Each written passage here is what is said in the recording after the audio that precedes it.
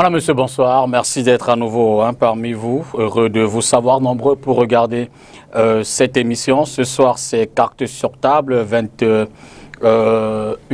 23h, 2 heures de débat d'analyse autour de l'actualité. Vous le savez, l'actualité est fortement marquée par le Covid. Le Covid qui, non seulement sur le plan sanitaire, a des conséquences assez importantes, mais également l'économie en pâtit. Les entreprises peinent. Au lendemain du 1er mai, le ministre local du Travail et de la Sécurité sociale l'a dit, mais ce soir, on va davantage s'appesantir sur un secteur qui intéresse énormément les Camerounais, d'autant plus que la compagnie nationale aérienne, la Camerco, fait partie de ces compagnies qui, évidemment, vivent au rythme du Covid. Tout récemment, dans une note, le directeur général de cette compagnie a invité, ou du moins demandé au ministre des Transports un appui financier pour évidemment permettre à l'entreprise de garder la tête hors de l'eau, mais aussi relancer les activités. Mais des mesures qui vont également entraîner ou qui pourraient entraîner, si elles sont validées, la mise en repos technique, en chômage technique pour le dire ainsi, d'un certain nombre de personnels. On parle d'environ 311 personnes. On va donc essayer d'analyser tout cela ce soir à travers, ou du moins avec nos panélistes déjà installés sur le plateau et puis certains, ou du moins le professeur Viviane Ondoa Biolé et Lundu, qui est du côté de Yaoundé, qui va également faire part de son expertise en matière de management public, puisqu'elle en est une. Cela dit, je dis d'abord, studio, il est économiste, vous le savez, enseignant par ailleurs de cette activité. Il y a également Jopel Ngoa Elembe, lui également enseignant du côté de l'ESSEC de Douala, ancien directeur commercial et marketing de Camerco, et puis il a d'autres casquettes. Hors de ces activités-là, il est autorité traditionnelle et également élu municipal dans l'exécutif communal d'ailleurs du côté de Bonaléa en tant qu'adjoint au maire. Dans le deuxième panel de cette émission, en deuxième partie, on va revenir sur les conséquences ou alors sur les batailles politiques autour de la pandémie du Covid-19. Vous le savez, au Cameroun, ça se voit déjà hier. Par exemple, on a pu voir du côté de l'Allemagne quelques Camerounais qui sont allés s'exprimer, manifester dans l'enceinte de l'ambassade, mais ici également autour des appuis, des aides. On voit bien qu'il y a un tiraillement, où ça s'apparente à cela, entre l'autorité administrative, le ministre de l'administration territoriale qui interpelle grandement le MRC, qui doit, selon Paul Atangandi, se mettre à la légalité pour espérer voir ses dons distribués aux populations locales. Ce sera l'objet du deuxième thème de l'émission avec d'autres panélistes, Adja Awa du RDPC et puis Alex Ngepi. En une heure déjà, je dis bonsoir pour le premier panel. Dieudonné Somba, merci d'être parti de Yaoundé pour faire valoir votre expertise dans cette émission Carte sur table. Tout à fait, c'est moi qui vous remercie parce que c'est vrai que j'ai déjà intervenu ici sur la STV, mais c'est assez rare. Absolument. Par rapport à d'autres médias. Ça prouve que vous nous rendez bien cette amitié. Je peux le bonsoir. Merci également d'être là ce soir. Bonsoir Lipita, bonsoir à Dieudonné Somba qui visite la ville de Douala pour cette émission et bonsoir à tous les téléspectateurs. Je voudrais noter qu'entre les deux thèmes, on va avoir la réaction du GICAM. Vous le savez, la semaine dernière, on en a parlé, l'impact économique justement sur les entreprises à l'occasion de la sortie du président du GICAM. On avait d'ailleurs un représentant du GICAM ici. Alors, le GICAM a réagi également suite aux décisions du Premier ministre qui concerne le secteur économique. On aura Alain Blaise Batongué entre les deux panels qui dira exactement ce que le GICAM en pense et de ce point de vue, ce n'est pas forcément la grande joie. Première transition et puis on prend donc le premier thème qui est intitulé « Impact du Covid-19 sur la Camerco et mise en chômage technique des personnels ». Mais avant, peut-être voir si Viviane et Lundu déjà en ligne. Bonsoir une fois de plus. Alors, je suis en ligne, mais je n'ai pas votre retour. Nous, on vous entend bien. Est-ce que vous entendez? Monsieur Ça va mieux maintenant? Bonsoir à vos téléspectateurs et puis aux panélistes. Merci beaucoup d'être là. Vous allez tout au long de cette première partie en une heure être en direct avec nous. En fait, je vous suis à la télé, mais pas dans mon écran. Moi, sur mon écran. L'idéal, c'est de nous suivre. Si vous avez un bon retour à la télé, sous réserve de ce que nous dira Eric Ngando, je pense que ce serait bien. C'est bon? On peut y aller. Alors, avant peut-être de vous retrouver tout à l'heure, on va commencer avec les panélistes sur le plateau. Jopel, pour rappeler un peu, vous, évidemment, vous connaissez très bien l'entreprise. Vous y êtes depuis, vous y avez été pendant un bon bout. Si on vous demandait de faire un état des lieux, une expertise, peut-être le mot n'est pas juste, mais une expertise, un regard de la Camerco aujourd'hui, au moment où nous faisons cette émission, qu'en direz-vous? Merci Dipita. Camerco, c'est un grand malade. C'est un grand malade qui est malade depuis plusieurs années et qui a de mauvais soins avec de mauvais médecins.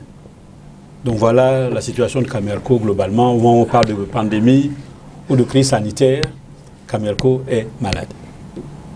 Dieudonné Somba, vous avez un aperçu certainement de l'entreprise à cette heure-ci? Oui, d'abord, la Camer qui a succédé, qui a précédé la Camerco, était une entreprise qui avait été conçue avec quelques défauts génétiques. Ces défauts génétiques se sont amplifiés, notamment pendant la crise économique que le Cameroun a subie de 1987 à 2006. L'entreprise a connu une certaine restructuration et notamment un changement de statut, mais jusque-là, elle n'a jamais connu une véritable relance. Et vous savez très bien, avec la nomination successive d'un certain nombre de directeurs généraux, Camerco a été vraiment le symbole d'une entreprise qui n'arrive pas à décoller et qui exprime tout ce qu'on peut dénoncer dans nos pays comme mauvaise gouvernance. Aussi bien au niveau de l'entreprise en interne qu'au niveau des relations entre l'entreprise et son micro-environnement et au niveau de l'écologie même imposée par le macro-environnement. Ce qui fait donc que tout ce qui peut arriver à la Camerco, pour quelqu'un qui connaît l'évolution de cette entreprise, il y a très peu de choses qui peuvent étonner. Alors, évidemment, le prétexte de ce thème ce soir, c'est le contexte. Contexte marqué par l'actualité. Un contexte qui a d'ailleurs poussé le directeur général de Camerco à adresser un courrier le 23 mars 2020 à monsieur le ministre des Transports pour faire état de la situation parce que cela lui avait été donné. Le directeur général, évidemment, reconnaît qu'en ce moment, il y a des perturbations au niveau de l'exploitation, non seulement du fait de la flotte réduite, mais aussi à cause des effets de la pandémie du Covid-19. On peut le dire clairement, Jopel, que évidemment le secteur aérien, tout comme le secteur hôtelier et restauration, sont extrêmement frappés par cette pandémie, notamment à cause de la fermeture des frontières, des restrictions dues au confinement et autres. Et on peut constater que Camerco en est victime aussi. Oui, ça va de soi. Ça va de soi. Je dirais même que la palisse ne dirait pas mieux. Le Covid-19 frappe toutes les entreprises. Le Covid-19 frappe tous les secteurs. Mais comme le disait Dieudonné Essomba, mon copanéliste, de manière congénitale, Camerco avait déjà des maladies. Dans ses relations avec son environnement, aussi bien le micro-environnement que le macro-environnement, Camerco trouve encore beaucoup de difficultés. Je vous donne quelques chiffres. En 2014, Camerco faisait déjà à peu près 36 à 40 milliards de chiffre d'affaires. En 2013 et 2014. En 2015 et 2016, le chiffre d'affaires de Camerco était tombé à moins de 10 milliards. En 2017 et 2018, le chiffre d'affaires de Camerco remonte et atteint pratiquement les 27 milliards. En 2019, le chiffre d'affaires retombe à peu près à 10 milliards. En 2020, je pense que On ne risque même pas de faire 2 milliards. Alors, on peut se poser des questions. Le Covid arrive en Chine en décembre. Il arrive au Cameroun quelques temps après. En tout cas, le premier cas est annoncé au 2 mars.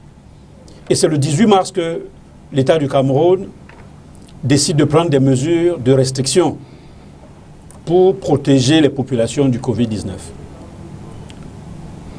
On ne peut donc pas penser que c'est le Covid-19 qui est la source des problèmes de Camerco. Le marché ne fait que s'accroître. Il y a une forte demande en transport aérien. La preuve, c'est que plusieurs compagnies veulent intervenir au Cameroun.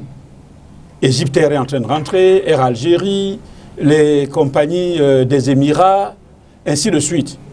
Air France a démultiplié ses fréquences sur le Cameroun.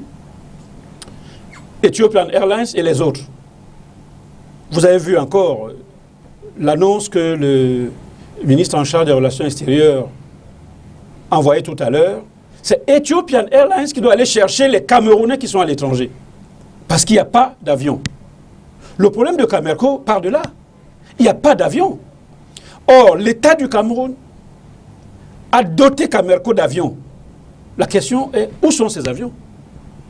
En janvier 2020, l'État du Cameroun a encore donné de l'argent à Camerco. Plus d'1,5 milliard pour des avions. Où sont ces avions? Il y a à peu près 2 ans et demi, en 2017, la direction générale de Camerco a décidé d'acquérir 2 avions en pleine propriété. Des avions qui étaient en lease, que la Camerco a décidé d'acheter pour à peu près 20 milliards de francs CFA. Où sont ces avions? Donc le problème se pose à ce niveau. Nous avons des équipements. Ces équipements ne nous servent pas. Je voudrais vous rappeler qu'en 2016, lorsque la route s'est coupée au niveau de Maniaï, et lorsque le train est tombé à Ezeka, Cameroon Airlines Corporation a fait un pont aérien entre Yaoundé et Douala, et en un week-end, il y a eu plus de 30 vols. En 2014, lorsqu'il y a eu des problèmes en Centrafrique, le chef de l'État du Cameroun a décidé de faire rapatrier les Camerounais qui étaient en Centrafrique. C'est Camerco qui a envoyé des avions pour amener les Camerounais de Centrafrique. Aujourd'hui, on voit un spectacle désolant. Le président ordonne la distribution des dons aux Camerounais qui sont en Gaoundéré à Kousseri. On y va par car, par bus, par ceci ou cela, alors que nous avons une compagnie aérienne. Donc voilà à peu près ce que je peux dire à ce niveau. Les environnements sont difficiles, mais les équipements de Camerco sont où? Moi, je crois qu'il faudrait bien qu'on positionne le problème posé. Le problème posé par Sa Majesté aujourd'hui met en évidence les défaillances organisationnelles même de l'entreprise. Parce que les problèmes qu'il pose recouvrent une période relativement longue qui aussi recouvre un grand nombre de directeurs généraux. Vous savez très bien qu'en moins de 7 ans, on a remplacé beaucoup de directeurs généraux. Ça fait donc que la situation actuelle, qui est la conséquence d'un certain nombre de dysfonctionnements au niveau de la gestion, il devient très difficile d'imputer ça à un individu en particulier. La seule chose qu'on peut faire aujourd'hui, c'est d'évaluer ce qu'a pu faire, par exemple, celui qui est là, je crois, depuis moins d'un an, ce qu'il a pu proposer comme stratégie, ce qu'il a pu commencer à faire et ce qu'on est en droit d'attendre. Parce que si aujourd'hui, on se met à poser des questions qui couvrent une trop longue période, on va se retrouver avec... Vous savez très bien que le bal des directeurs généraux au niveau de la Camer est devenu les gens... comment je pourrais dire? un référentiel de mauvaise gouvernance des entreprises en Afrique. Pratiquement, on en change chaque année. Il devient donc très, très difficile. Et c'est ça la difficulté qu'on a aujourd'hui. Nous avons un dirigeant aujourd'hui qui, lui, a hérité d'une situation.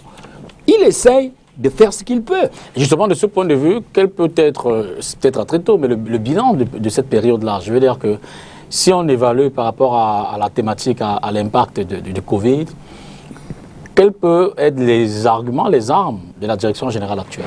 Ah, ça c'est vraiment la bonne question. Il faut d'abord voir d'où il a pris l'entreprise. Il a pris l'entreprise qui, à ce moment-là, avait un chiffre d'affaires de 300 millions par mois. Il a porté 6 mois plus tard à 900 millions.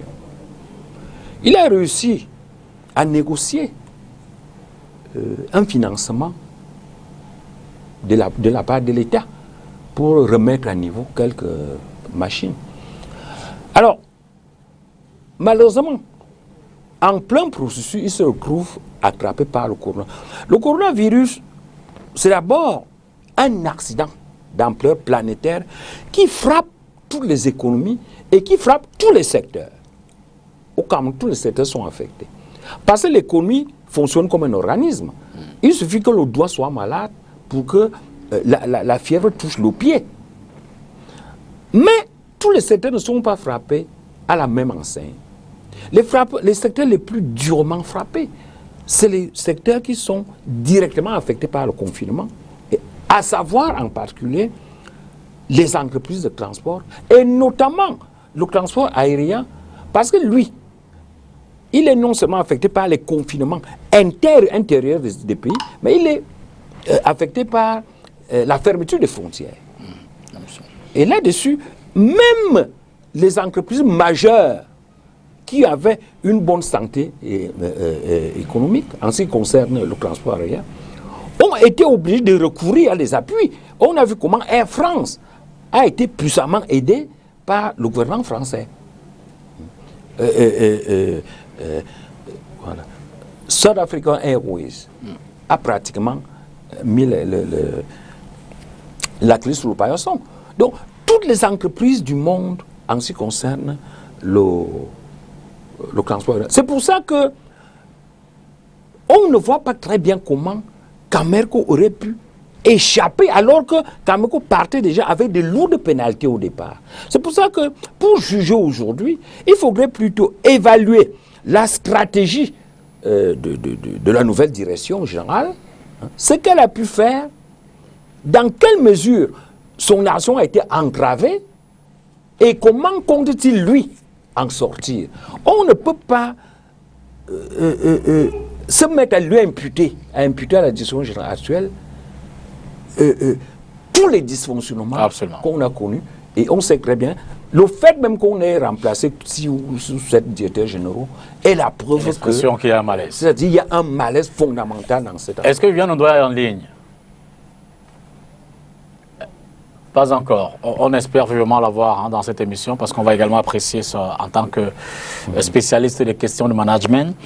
Alors, Jopel, je vais dire justement dans le schéma suggéré par Dieudonné et Somba tout à l'heure, est-ce qu'on peut dégager tout moins en 8 mois ce qu'on peut, le schéma d'action mené par la direction générale actuelle, le directeur général actuel, et essayer d'apprécier justement l'impact si le Covid n'est pas le véritable prétexte des réformes souhaitées, la mise, je l'ai dit, en chômage de 311 personnels, mais il y a également les avions long courrier que le directeur général espérait avoir. Est-ce qu'on peut en apprécier aujourd'hui, je veux dire, par rapport à les conséquences par rapport à cette pandémie?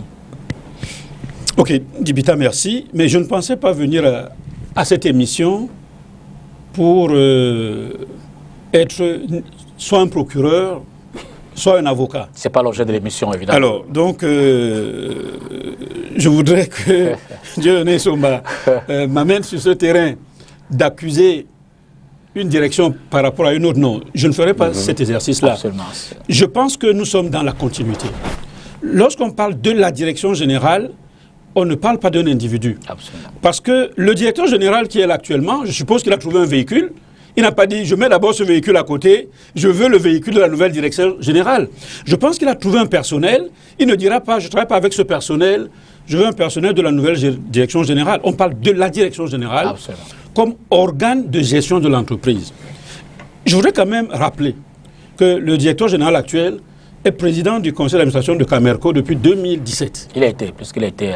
Oui, il a été président du conseil d'administration. Il est dans l'entreprise. Et quand on sait les dispositions de la loi camerounaise en matière d'architecture managériale, le conseil d'administration est investi de tous les pouvoirs. C'est-à-dire que le président du conseil, les administrateurs sont au courant de tout ce qui se passe dans l'entreprise. C'est d'ailleurs le conseil qui doit publier chaque année les données sur l'entreprise, ce qui n'est pas fait à Camerco. Le précédent directeur général passait de temps en temps à la presse, il publiait les données. Le conseil d'administration doit le faire. Et ce n'est pas fait. Il faut également dire que la loi camerounaise règle les problèmes d'enracinement dans les entreprises, notamment les sociétés d'État. Et l'une des dispositions de cette loi, c'est que le directeur général est nommé pour 3 ans, renouvelable 2 fois. Malheureusement, Camerco n'a jamais vu respecter cette disposition. Je ne sais pas pourquoi, mais ce n'est jamais respecté. Tous les directeurs généraux de Camerco jusqu'à aujourd'hui ont fait moins de 3 ans, contrairement à la loi. Mais la même loi dit également que le directeur général, pour prendre des mesures de cette nature, doit se référer au conseil d'administration. Mais on se rend compte, quand on a vu les correspondances, que la direction générale de Camerco décide de mettre 371 personnes à la porte. On n'a vu aucune résolution du conseil d'administration par rapport à cela, qui devrait, sur la base des critères, qui devaient être objectifs. Or, on vous dit, on va mettre 371 personnes à la porte pour 6 mois. Quels sont les critères? Ces critères auraient dû être élaborés en avance. Ces critères devaient être soumis au conseil d'administration qui devait décider par voie de résolution, comme l'impose la loi. Et le directeur général devrait donc exécuter ces résolutions. Ce n'est pas fait.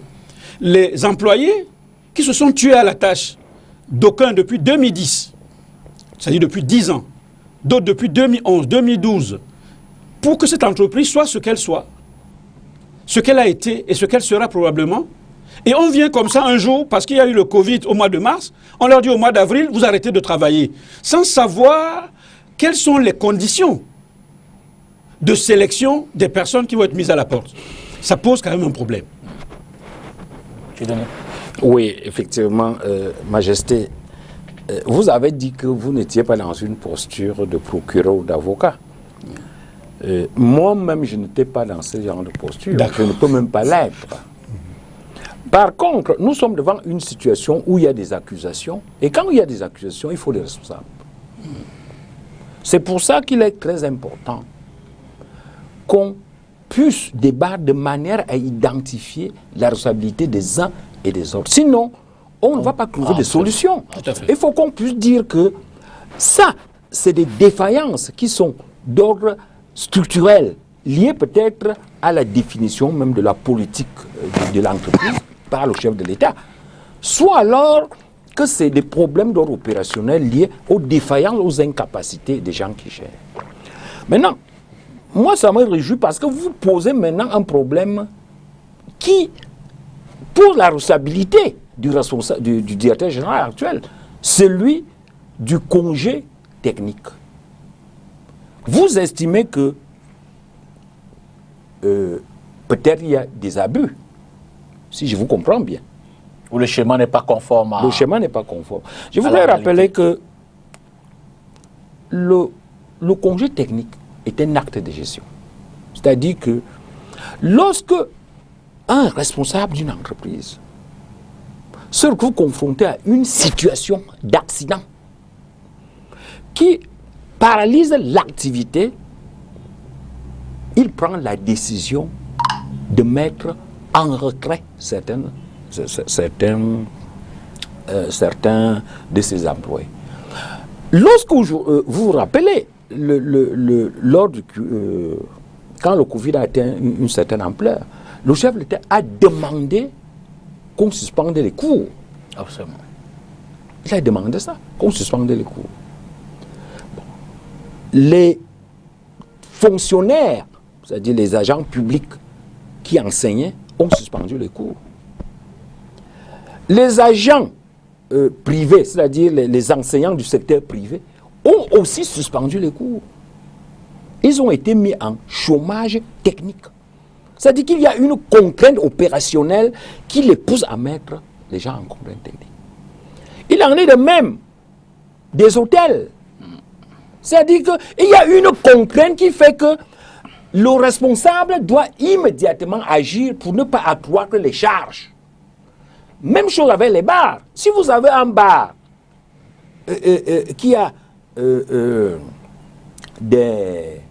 des ouvriers pendant le jour et des ouvriers pendant la nuit, mais qu'est-ce que vous allez faire? C'est une contrainte. Vous les mettez dehors. Enfin, vous les mettez en congé technique en attendant de voir mieux. Parce qu'il ne faudrait pas qu'on fasse la confusion sur les termes. Le congé technique est un acte de gestion. Pratiquement un cas de force majeure. C'est un cas de force majeure. Parce que le directeur, c'est un acte conservatoire. Il n'y a pas de débat là-dessus. Le responsable opérationnel de la structure prend une décision conservatoire. Alors, je voudrais en même temps si c'est un congé technique, je voudrais en même temps... Ce n'est pas une rupture de contrat. Je voudrais avec vous découvrir, ou alors faire découvrir à nos téléspectateurs ce courrier, d'ailleurs signé de ce jour, le 5 mars, par le président du conseil d'administration et adressé à messieurs les présidents des syndicats, STTA, Syntax, SNPTA, SPINAC, SNPNC, SNFDA, NSAOP, Camerco, Douala. Donc évidemment, ce sont les acteurs du secteur. Invitation à une réunion, le président du conseil d'administration, qui est également le ministre des Transports, invite donc ces messieurs à bien vouloir prendre part à la réunion qu'il présidera personnellement le vendredi 15 mai 2020 à partir de 14h à la salle des conseils. C'est à Yaoundé, évidemment, dans le cadre de ces échanges-là. Il s'agira donc de faire d'abord l'état des lieux en ce moment et de répondre éventuellement à la direction générale qui a fait un état de besoin et événements et parler de l'avenir de cette entreprise-là.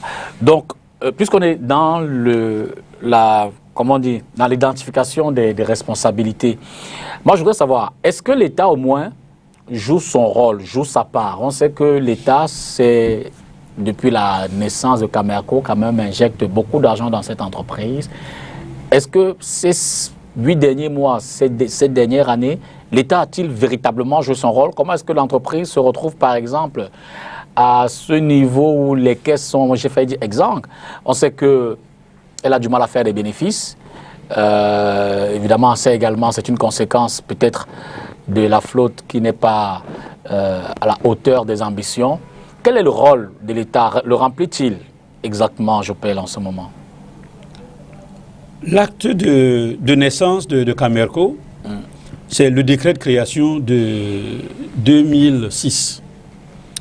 Et dans cet acte de naissance, il est dit que Camerco est une société d'État qui a pour seul actionnaire l'État du Cameroun à hauteur de 100% de son capital. Donc l'État est un actionnaire. Absolument. Comme aurait pu être un actionnaire privé dans une entreprise privée. Donc l'État en tant qu'actionnaire a les obligations que les actionnaires ont. Ces obligations sont des obligations définies dans l'acte uniforme OHADA et les textes que le Cameroun s'est donné librement. Il y a l'un des textes qui a été modifié, la loi de 99 qui a été modifiée en juillet 2017. Et l'État met donc des organes pour faire fonctionner l'entreprise. Ces organes sont l'Assemblée générale des actionnaires. Et dans cette Assemblée générale siègent 5 personnes qui représentent 5 organes de l'État, le ministère en charge des Finances, le ministère des Transports, le ministère du Tourisme, etc. Et puis donc, il y a un conseil d'administration de 12 membres qui, pour la plupart, sont des fonctionnaires, plus un représentant du personnel. Et il y a donc la direction générale. L'État a l'obligation de libérer son capital. Il faut dire qu'au début, le Camerco avait un capital de 100 millions. 100 millions. 100 millions de francs CFA. Et 100 millions, je n'ai pas envie d'être ordurier sur ce plateau, mais ceux qui ont déjà construit savent que pour faire un petit immeuble de 3 niveaux à Douala, vous dépensez plus de 100 millions. Donc l'État, tout en ayant des ambitions d'avoir une compagnie de grande dimension, etc., n'a mis qu'un capital de 100 millions. Et puis, en 2015, ce capital a été augmenté à 21 milliards par incorporation d'actifs. Voilà ce que l'État a fait. Mais en plus de cela, l'État, à la date d'aujourd'hui, a déjà mis à Camerco en financement direct près de 200 milliards de francs CFA. Et depuis le début de cette année 2020, l'État a déjà mis des milliards à Camerco. Et depuis l'année dernière, l'État a mis des milliards à Camerco. Il y a encore quelques années, je vous l'ai dit tout à l'heure, l'État du Cameroun a sorti de l'argent pour acheter 2 avions pour Camerco. L'État ne fait que ça. Où sont ces avions? C'est la question que je posais. Où sont ces avions? Et il faut qu'on demande à la direction de Camerco où sont les avions. L'État, en janvier 2020, le chef de l'État a consenti un financement pour Camerco parce que Camerco devait doper sa flotte en prévision du Chan. Absolument. Il y a un avion qui a été acquis en location, mais cet avion ne respectait aucune norme. L'autorité aéronautique du Cameroun a refusé que cet avion vole au Cameroun. Par la suite, les dirigeants de Camerco sont allés louer un autre avion qui ne correspond pas non plus aux normes. Cet avion est venu ici avec un APU défaillant, avec un personnel technique défaillant. Là aussi, l'avion ne pouvait pas continuer à voler. APU. Oui, c'est un appareil dans l'avion qui permet de maintenir l'avion qui tourne quand l'avion est au sol. Alors, où sont ces avions? Pourtant, l'État a payé cet argent. En plus de cela, la direction de Camerco a demandé à l'État de financer la révision des moteurs de 2 Boeing 737. L'État, là encore, a accepté de le faire. Tous les mois, les employés de Camerco ne sont pas payés depuis bientôt 1 an. Ils attendent 1, 2, 3 mois et la direction demande au ministre des Finances d'aider à payer les employés de Camerco. Et là encore, c'est l'État qui paye. On se pose donc la question, mais pourquoi? Je voudrais vous ramener 2 ou 3 ans en arrière pour dire que en 2017, en 2018, le ministère des Finances est là, les responsables m'écoutent. Camerco ne demandait pas un radis pour payer les employés. En 2014, pareil. Mais comment se fait-il que subitement, il faut payer les employés tout le temps? Avec l'argent des contribuables. Cela pose un problème. Julien Somba, sur la responsabilité et l'engagement de l'État et puis sur cet autre aspect de la flotte dont on ne voit toujours pas les avions. D'abord, Eric Nando, si je peux avoir quelques minutes en studio, s'il vous plaît, j'ai une urgence. Allez-y, il faut mentionner des relations assez confuses et malsaines que l'État entretient avec la direction opérationnelle de Camerco. Il n'y a pas un an, l'actuel directeur général a fait un déploiement des effectifs. Moi j'ai intervenu sur cette histoire dans une télé. La hiérarchie, la tutelle a refusé. Le problème aujourd'hui, c'est que le gouvernement n'a jamais voulu donner à Camerco l'autonomie nécessaire pour que Camerco puisse assumer sa responsabilité en tant que société, capable de dire voici les fonds qu'on m'a remis, voici ce que j'en ai fait. C'est-à-dire qu'on a l'impression qu'il y a une démarche de création d'une confusion qui empêche toute responsabilité. Sa Majesté cite des ressources qui ont été données, tout ça. Mais aujourd'hui, lorsque vous changez les directeurs chaque jour, lorsque les relations entre la direction générale, la tutelle et même la collaboration comme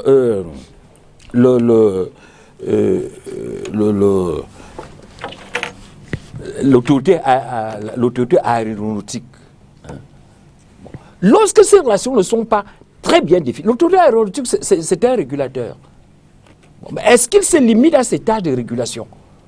S'il mixe dans la gestion interne, dans les choix internes de Camerco, comment voulez-vous que ça marche? Et finalement, ce sont ces immixtions de la tutelle, des partenaires et autres qui brouillent la responsabilité. On ne sait même plus qui est qui. Quand on pose la question, où sont partis les engins? Est-ce qu'il n'y a aucune traçabilité dans la gestion de ces engins-là? Il n'y a aucune traçabilité dans la responsabilité d'elle ou tel. C'est ça le problème. C'est pour ça qu'on doit avoir d'abord une véritable réforme d'ordre architectural sur cette entreprise-là. Où soit elle est une entreprise, soit elle est une S300 de l'administration publique, où l'administration publique fait ce qu'elle veut. Et elle peut la financer avec les impôts. Soit c'est une entreprise, et une entreprise a pour vocation de produire la valeur ajoutée. Aujourd'hui, la valeur ajoutée, c'est quoi? C'est le chiffre d'affaires moins les consommations intermédiaires. Absolument. Et c'est cette valeur ajoutée qui est partagée entre le propriétaire des capitaux qui perçoit les dividendes, l'État qui perçoit les impôts et les ouvriers qui perçoivent les salaires. Maintenant, lorsque vous ne produisez pas la valeur ajoutée, vous allez demander quoi? Rien. Malheureusement, si l'État du Cameroun avait voulu donner son émancipation à Camerco, les choses seraient claires. On pourrait dire aux gens, voilà, vous n'avez pas produit de valeur ajoutée, il n'y a pas d'impôt, il n'y a pas de dividendes, il n'y a pas de salaire. Mais les gens aujourd'hui, les responsables de personnel, ils viennent. Et ça ne se fait pas en économie. Vous ne pouvez pas venir poser les problèmes de salaire sans présenter le résultat de l'entreprise. Parce que le salaire que vous réclamez doit être une part de la valeur ajoutée. Vous ne pouvez pas venir réclamer un salaire là où il n'y a pas de valeur ajoutée. Absolument. Et c'est donc c'est la confusion dans le statut réel de Camerco qui crée problème. Est-ce que c'est une exploitation de l'administration où les gens peuvent ne rien faire mais réclament les salaires? Ou alors c'est une entreprise auquel cas il faudrait bien de manière claire poser le problème de la valeur ajoutée.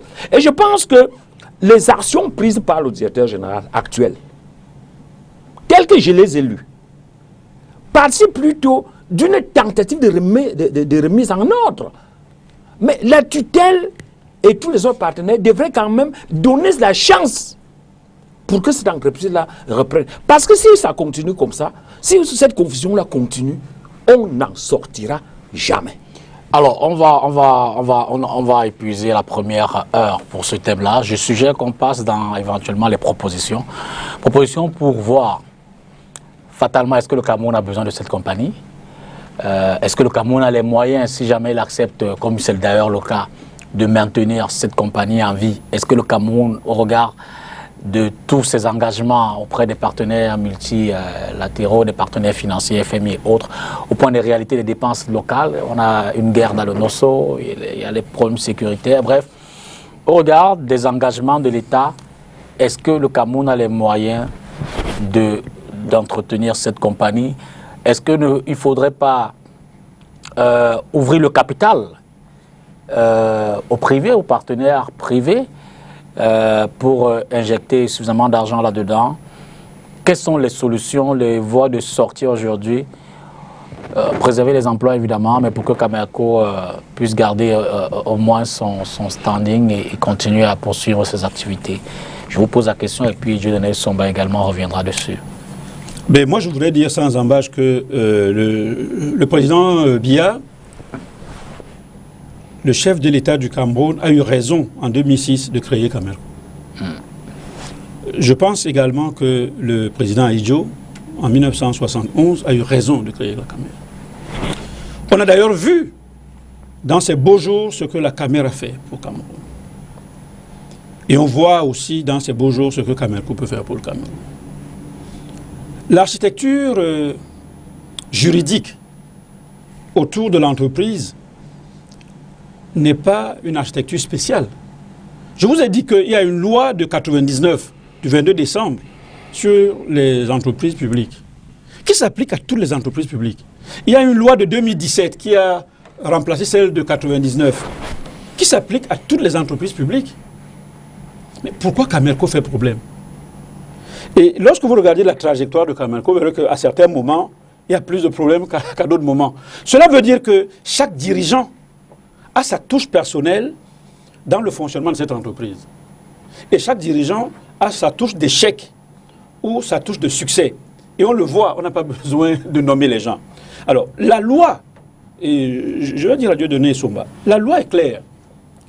Dans l'article 60 de la loi dont je viens de parler, il est dit « Le conseil d'administration autorise le recrutement et le licenciement du personnel sur proposition du directeur général. » À l'alinéa 2 du même article, il est dit que le conseil d'administration nomme sur proposition du directeur général au poste de responsabilité.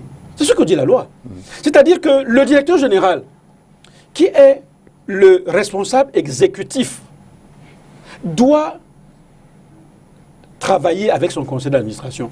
Et dans le décret d'application de cette loi, qui vient expliquer comment cette loi doit pouvoir être implémentée, il est dit à l'article 11 du décret que le président du conseil d'administration ou un quelconque membre du conseil ne doit pas s'ingérer dans la gestion quotidienne de l'établissement public ou de l'entreprise publique.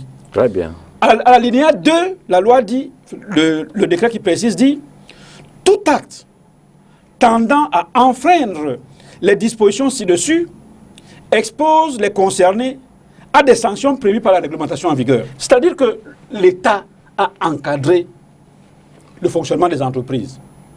Maintenant, est-ce que les dirigeants lisent ces lois? Parce que si les dirigeants lisent ces lois, pourquoi un directeur général va écrire à un ministre de tutelle? Pourquoi? Pour une activité d'exploitation. Il devrait tout au plus saisir son conseil d'administration. Mais si vous regardez les correspondances, le directeur général écrit au ministre de tutelle pour lui demander d'autorisation de poser des actes de gestion. Alors que, dans le pire des cas, il aurait dû saisir son conseil d'administration ou son président, même si c'est le même individu. Mais vous avez vu tout à l'heure la lettre que vous avez lue. Le président du conseil d'administration a signé ès-qualité.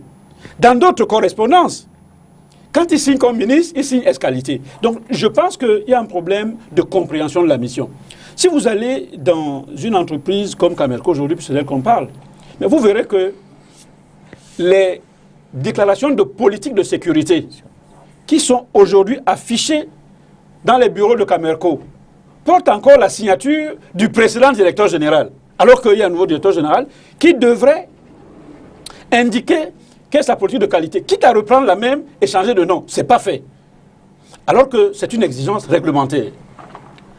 C'est la même chose pour les notions de dirigeants responsables, les responsables désignés. Ces choses qui ne sont pas faites. Vous avez la publication des états comptables, qui est une obligation qui incombe à la direction générale. Nous sommes aujourd'hui au mois d'avril ou de mai. Le Covid est arrivé au mois de mars. Aucun État n'est publié. Donc, je pense qu'on ne peut pas accuser l'État. On ne peut pas accuser le chef de l'État ne va pas être président de la République, sous-préfet de Magnaï, patron de la boulangerie Zépol, DG de Camerco. Il ne peut pas, même s'il le voulait. Donc, quand on nomme des gens, et les lois sont là, si moi je suis directeur général d'une entreprise, et que la loi m'autorise de faire quelque chose, je fais ce que la loi m'autorise de faire. Si quelqu'un rentre dans mon domaine et qu'il ne doit pas, je le dénonce. Merci. Oui, ce que dit Sa Majesté est très important. Mais il faudrait bien comprendre dans quel esprit, par exemple, le directeur général agit. Parce qu'il ne faut pas oublier que la Camerco, on lui a donné des missions de service public. Ce qui fait que, dans une certaine mesure, Camerco fonctionne un peu comme une administration. Est-ce que l'État, est-ce que le directeur général peut, par exemple, décréter un congé technique? Il a, du point de vue, c'est des arts de gestion, il peut le faire. Mais est-ce qu'il peut le faire sans en aviser à la tutelle, en lui présentant l'alternative de prendre sur lui, la tutelle, une subvention? Parce qu'on peut aussi maintenir ces gens-là en les prenant en subvention. Et je crois que le directeur général, avant de mettre les gens en congé technique, a demandé si l'État était prêt à subventionner. Je peux intervenir de manière interactive. Qui termine? Oui. Bon, mais... Qui termine, notez juste. Oui, voilà. La hiérarchie ayant décliné, il a été donc obligé de poser le seul art de gestion d'ailleurs qui était possible dans ce cas-là. Il n'était pas possible de faire autrement. Maintenant, après ça, c'est un art extraordinaire. Après ça, il faudrait, comme vous avez demandé qu'est-ce qu'il faut faire. Il faudrait réellement poursuivre le programme de développement tel qu'il a engagé, évidemment en le réajustant pour tenir compte du Covid. Mais plus fondamentalement, il faut changer de modèle. Le modèle bureaucratique, fondé sur la lecture des textes, ne fonctionne pas pour des secteurs comme le transport aérien. Le transport aérien doit être un domaine très agile, articulé aux exigences de compétitivité internationale, dans laquelle on laisse les responsables qui assument prendre des décisions. Lorsque on encombre, on entrave l'action de l'opérationnel, hein, on tue la structure. Parce que les exemples de compétitivité internationale, dans un domaine aussi compétitif que le transport aérien, sont tels que il suffit qu'on manifeste une certaine lourdeur dans la prise de décision, on est écrasé, on est dépassé. Et c'est ça qui tue Camerco. Camerco est mort parce qu'on n'a jamais voulu lui donner l'autonomie. On a des entreprises, il y a Ethiopian Airlines, Kenya Airways et tout ça. C'est des entreprises qui ont... Aucun ministre ne peut parler aux responsables de ces entreprises-là. Aucun. Parce qu'ils ont leur statut, c'est le statut de champions nationaux. Donc, l'intérêt des entreprises-là s'impose à tout le monde. On ne peut pas voir un ministre venir interférer dans la gestion de ces entreprises-là. Donc, si on veut faire de Camerco un champion national, il faut laisser le développement de Camerco aux gens à qui on a demandé, on a donné confiance de gérer. Alors, avant que vous ne répondiez, permettez que je prenne quand même quelques interventions, puisqu'on en reçoit. Certaines personnes suivent assez religieusement cette émission, je les en remercie. La compagnie nationale a un problème fondamental de positionnement stratégique, à savoir évoluer en concurrence internationale avec Air France, qui aurait plutôt dû être son partenaire stratégique de choix. C'est la voie à prendre si l'on veut viabiliser cette entreprise. Aucune compagnie aérienne n'évolue plus toute seule dans le monde aujourd'hui. Une autre contribution qu'on va rapidement lire, et puis vous passez la parole. Alors, voilà. Le cas Camerco, bon, c'est un commentaire. Le cas Camerco me désole. Pendant 6 mois, l'équipe dirigeante met en chômage technique 371 agents et en conserve environ 230 pour les affaires courantes. Il est connu de tous que Camerco n'a pas de technicien aguerri pour la maintenance des avions cloués au sol depuis des mois. Le B767 stationné à Addis Abeba n'a pas de réacteur en état de fonctionnement ni de SPAR. Les B737 sont dans la même situation. Les vols intérieurs ne sont pas rentables. Les vols régionaux Afrique de l'Ouest comme l'Afrique de l'Est, avec un bon produit, peuvent générer des recettes appréciables. La grande interrogation porte sur la non-exploitation du long courrier et du fret. La rentabilité de Camerco dépendra de la tutelle technique qui est une censure qui empêche cette compagnie d'évoluer comme Feu Camer. Voilà. Votre réaction? Oui. Ma réaction porte sur le modèle dont parlait Dieudonné Somba. Je pense que le professeur Biolay, qui va probablement intervenir peut-être aujourd'hui une autre fois, on espère bien vraiment l'avoir, va mieux le dire que moi. Les rapports entre un dirigeant d'entreprise et les propriétaires de l'entreprise, qui sont les actionnaires, c'est des rapports d'agence. C'est-à-dire que les propriétaires, et dans le cas d'espèce, l'État du Cameroun, sont ceux qui acceptent de mettre les moyens, de mettre le cadre et le contexte. Confie donc le fonctionnement de l'entreprise à un agent qui est le directeur général en l'espèce, et peut-être son adjoint et les autres. Et on sait tous, dans la littérature scientifique, en matière de gestion, ce que c'est qu'un agent. L'agent agit pour compte. Il est donc impossible, quel que soit le modèle, de dire qu'on va laisser quelqu'un faire. Non, il y a un cadre. Et le cadre est là.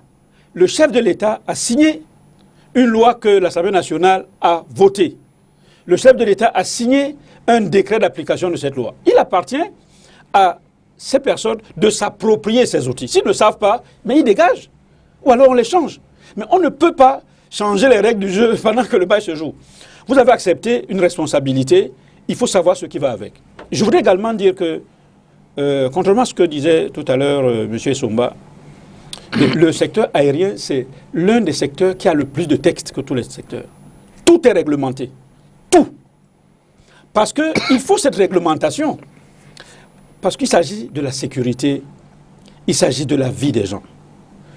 Aujourd'hui, on a des pilotes qui doivent piloter un avion avec des retards de salaire, ce qui est, sur le plan sécuritaire, catastrophique en matière de droit aérien. Et Camerco a passé l'audit de IOSA dans quelques mois. Nous avons les états comptables. Camerco, normalement, est une entreprise en faillite sur le plan comptable. Mais l'État maintient quand même Camerco. Moi, je voudrais dire qu'on ne peut pas jeter la pierre à l'État. Néanmoins, il faut qu'on reconnaisse que quand on a des lois, et c'est l'avantage d'avoir des lois, il faut les respecter. Tout à l'heure, je parlais de l'enracinement. Qu'est-ce qui empêche qu'on nomme un directeur général au moins pour 3 ans, comme on le fait pour les autres entreprises? Moi, je vois des entreprises au Cameroun où le DG est là depuis 20 ans, depuis 15 ans, depuis 10 ans. Qu'est-ce qui se passe avec Camerco? Si on ne veut pas de Camerco, autant fermer. Et si on veut de Camerco, qu'on respecte les règles. L'État s'est donné des règles. Il faut que ces règles-là soient un temps soit peu respectées. Et que tout le monde joue le jeu. La loi permet au président du conseil d'administration, à tout moment, c'est ce que dit la loi, de demander des renseignements sur le fonctionnement de l'entreprise. La loi permet au directeur général de faire telle ou telle chose. Que chacun joue son rôle. Maintenant, qu'on nous dise où sont les avions de Camerco, que ces avions-là fonctionnent, parce qu'aujourd'hui, en dehors des personnes, les compagnies aériennes transportent également des biens. Merci. Viviane Ondoa, bonsoir. Bonsoir, monsieur Dipita Tongo, et bonsoir aux panélistes et aux nombreux téléspectateurs. On vous reprend dans 1 minute, le temps pour nous de bien régler les questions de son de l'autre côté. Donc, vous restez en ligne, à moi, on va vous prendre pour avoir votre analyse, s'il vous plaît. D'accord. Dieudonné Somba va sortir certainement de cette première vague en attendant d'avoir Viviane Ondoa. Alors, qu'est-ce qu'on peut en dire finalement? Injecter davantage d'argent à Camerco, est-ce que ce n'est pas un gouffre financier? Injecter davantage d'argent à Camerco pour pouvoir permettre à l'entreprise de sortir de là? Quelles sont véritablement les actions à mener pour que l'entreprise reste? Bon, je ne vais pas m'attarder sur ce problème de réglementation, même si le milieu du transport a beaucoup de règles, puisque c'est un domaine hautement technique, il faut respecter les règles. Il n'empêche que les gestionnaires sont confrontés à une telle compétition qu'il doit avoir une marge d'action. La gestion sur les textes a entraîné la vente de toutes les entreprises du Cameroun. C'est ça qui a entraîné la privatisation. Chaque fois, au lieu de demander, parce que ce qu'on demande à un gestionnaire, c'est les dividendes. La règle fondamentale en matière d'économie, c'est que quand vous avez désigné un directeur général, à la fin de l'année, vous lui demandez les dividendes. Point final. vous ne pouvez pas l'entraver en lisant le texte du matin jusqu'au soir. Parce que c'est ça qui tue. C'est ça qui a donc tué toutes les entreprises d'État du Cameroun, qui a poussé le FMI à nous obliger à les privatiser, ainsi de suite. Il ne faudrait pas que ça arrive avec Camerco. J'ai dit une fois de plus qu'il faut changer de modèle et cesser de lire les textes. Il faut, aujourd'hui, Sa Majesté se plaint. Personne ne peut vous dire qui est responsable de la situation du capital technique de Camerco. On met l'argent, on achète les avions, on répare les avions, mais on ne voit rien. Qui est finalement responsable? Personne. Il faut donc modifier le modèle de manière à ce qu'il y ait un responsable de Camerco. Un chef, quelqu'un à qui on peut dire, voici ce que tu as fait, sans qu'il soit obligé de se justifier à chaque instant. C'est cette logique-là où quelqu'un veut gérer l'entreprise, on veut lui imposer l'administration. Il veut prendre des décisions, on lui impose des procédures. Un tel modèle ne peut pas fonctionner aujourd'hui. Et c'est ce modèle-là qui a tué toutes nos entreprises. Sa Majesté veut nous parler il y a quelle entreprise d'État qui marche? Toutes les entreprises d'État, celles qui étaient encore viables, on les a vendues. Si Camerco n'a même pas été vendu, c'est parce qu'il n'était pas viable. Ce qu'on demande, c'est afin que le gouffre financier ne se prolonge, que le gouvernement accepte que son modèle-là ne peut pas faire vivre Camerco et qu'on confie la gestion de cette entreprise-là à quelqu'un. On va la refinancer et on va lui donner le modèle de fonctionnement des entreprises qui marchent dans le monde. Allons donc du côté de Yaoundé. Je présume effectivement, je m'en excuse encore, on aurait dû vous avoir par Skype, quelques soucis de liaison, de connexion. Finalement, on va vous avoir par cet autre appel. Viviane, vous avez suivi le départ depuis le départ. Il est question pour nous d'abord d'identifier les problèmes actuels, l'impact évidemment du Covid-19 sur cette entreprise. Le secteur aérien est fortement marqué.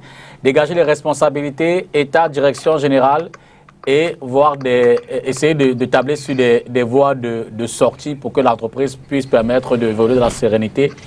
Comme on le dit dans un contexte où 371 personnes sont menacées de chômage technique. Qu'en diriez-vous en tant qu'expert sur les questions de management?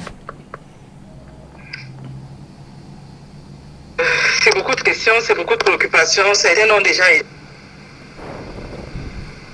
Je souhaiterais que dans un premier temps qu'on dépersonnalise un peu le débat et qu'on rentre dans les principes. Et revenant au principe, on peut évacuer une question rapide, celle du Covid. Le Covid pose un problème à toutes les entreprises. Si on prend le cas de Camerco, il y a des problèmes antérieurs au Covid, même si le Covid vient les aggraver. Parce qu'on aurait pu s'attendre à ce que le Covid soit davantage une opportunité parce que 12 mois avant, Camerco s'était déjà concentré sur le réseau local. Donc, malheureusement, l'une des mesures gouvernementales qui tendait à exiger qu'on respecte les distances sociales, qu'on appelle la distance, n'était pas à Camerco d'être rentable même au plan local. Parce que si pour ceux qui ont déjà pris le MA60, s'il fallait observer la mesure d'1 mètre entre deux passagers, je crois qu'on aurait la moitié de l'avion occupé, l'autre moitié vide. Je ne sais pas si ce serait rentable. Donc, toujours est-il que ça aurait pu être un avantage si cette mesure-là n'avait pas pour incidence forte de réduire le nombre de passagers et inévitablement le nombre les recettes également. Donc, on pourrait quand même dire qu'il y a une incidence du Covid sur les recettes de Camerco. Ça, c'est vraiment facile à évoquer. Par contre, les problèmes de Camerco sont quand même antérieurs au Covid. Et de ce point de vue, moi, je pense qu'il y a 2 problèmes fondamentaux qu'on pourrait adresser. D'abord, le modèle économique de Camerco et ensuite le modèle de gouvernance. Si on prend le modèle économique de Camerco, c'est peut-être la bonne... C'est que j'ai pu réaliser, vous imaginez bien que je ne suis pas spécialiste de ce domaine, mais que j'ai quand même pu lire un peu, laisse quand même croire que Camerco a un modèle économique qui peut être viable. Si on regarde ce modèle économique de Camerco qui a bel et bien été élaboré dans de nombreuses études de faisabilité de business plan. On a suivi les études de Bruxelles Airlines, Lufthansa, du groupe Boeing. Bref, tous les travaux de ces compagnies conviennent essentiellement à un modèle économique qui semble être basé sur des fondamentaux dans ce domaine. Donc, sur le plan structurel, on a un ensemble d'éléments, les opérations aériennes, les opérations commerciales, formation réglementaire qui doit être suivie. Bref, au niveau du modèle, effectivement, qu'il y a un modèle viable, disponible et élaboré même par des grandes structures. On peut même se vanter d'avoir ce document et de nous avoir donné la peine de les faire élaborer par des expertises reconnues dans le domaine. L'autre élément de satisfaction, c'est aussi qu'il y a un réseau disponible, d'abord domestique, il y a une demande qui est réelle. Donc il y a un marché réel, il y a un marché régional également, et puis disons un marché intercontinental. Donc le volume du marché ici est également appréciable, aussi bien au niveau local, au niveau régional.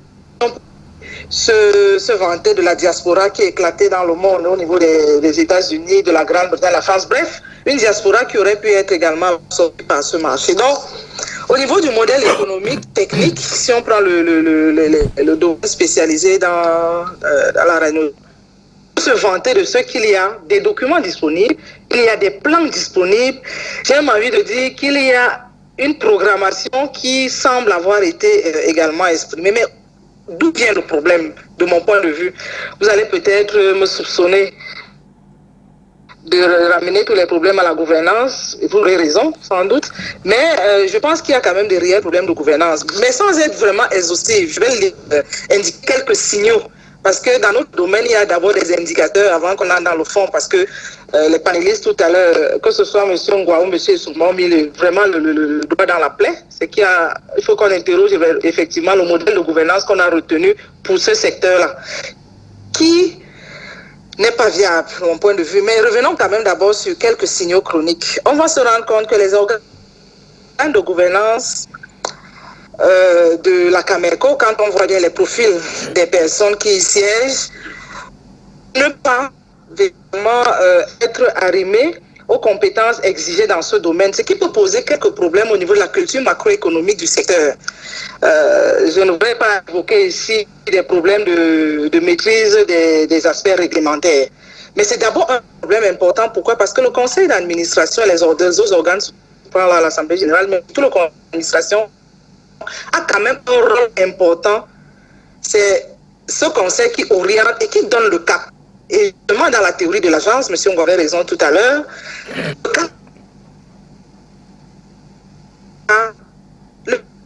l'argent exécute. Du moins pour le modèle déjà qu'on a retenu, parce qu'on va voir quand même des nuances plus tard. On se rend également compte que les business plans qui existent, bon, je ne suis pas technicienne pour les apprécier, mais si c'est Boeing qui l'a fait chez nous, il y a quand même une présomption de compétence lorsque vous avez quand même une renommée dans le domaine.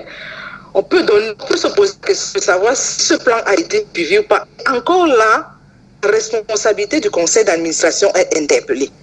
Parce que quand on élabore ce genre de document, certainement commandité par le principal, qui est ici l'État, c'est qu'il y a des recommandations qui sont formulées et qui doivent être mises en œuvre par l'agent et donc suivies par le conseil. Bien entendu, en termes d'indicateurs, nous avons tous des MA60. Ce n'est pas tant la polémique qui est intéressante, mais c'est l'incidence, si tant il est vrai que cette polémique est vraie, sur la maintenance de ces avions. Parce que si la maintenance, si tant il est vrai que les avions avaient un certain âge, on pourrait donc imaginer dans le processus d'amortissement qu'il y aurait quand même quelques soucis au niveau de l'entretien de ces MA60.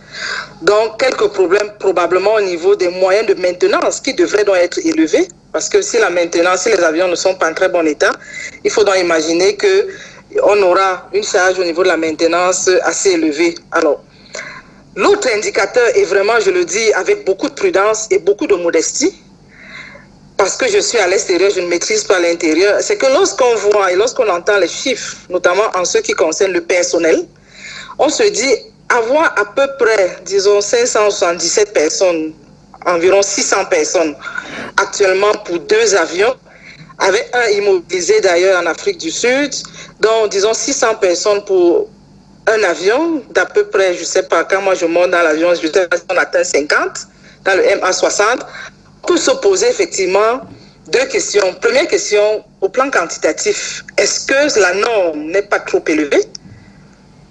Est-ce que le personnel n'est pas trop important? Maintenant, au plan qualitatif, je ne peux pas me prononcer, je n'ai pas les chiffres, mais au moins, de loin, on peut quand même s'inquiéter de l'effectif qui peut sembler être très élevé. Alors, maintenant, vous avez évoqué comme indicateur également, il y a eu quand même un turnover très élevé au niveau de la direction générale, ce qui est un indicateur de problème, et un indicateur qui peut ne pas être simplement interne, parce que n'oublions pas que nous sommes également dans un environnement public qui a ses réalités. Et donc, finalement,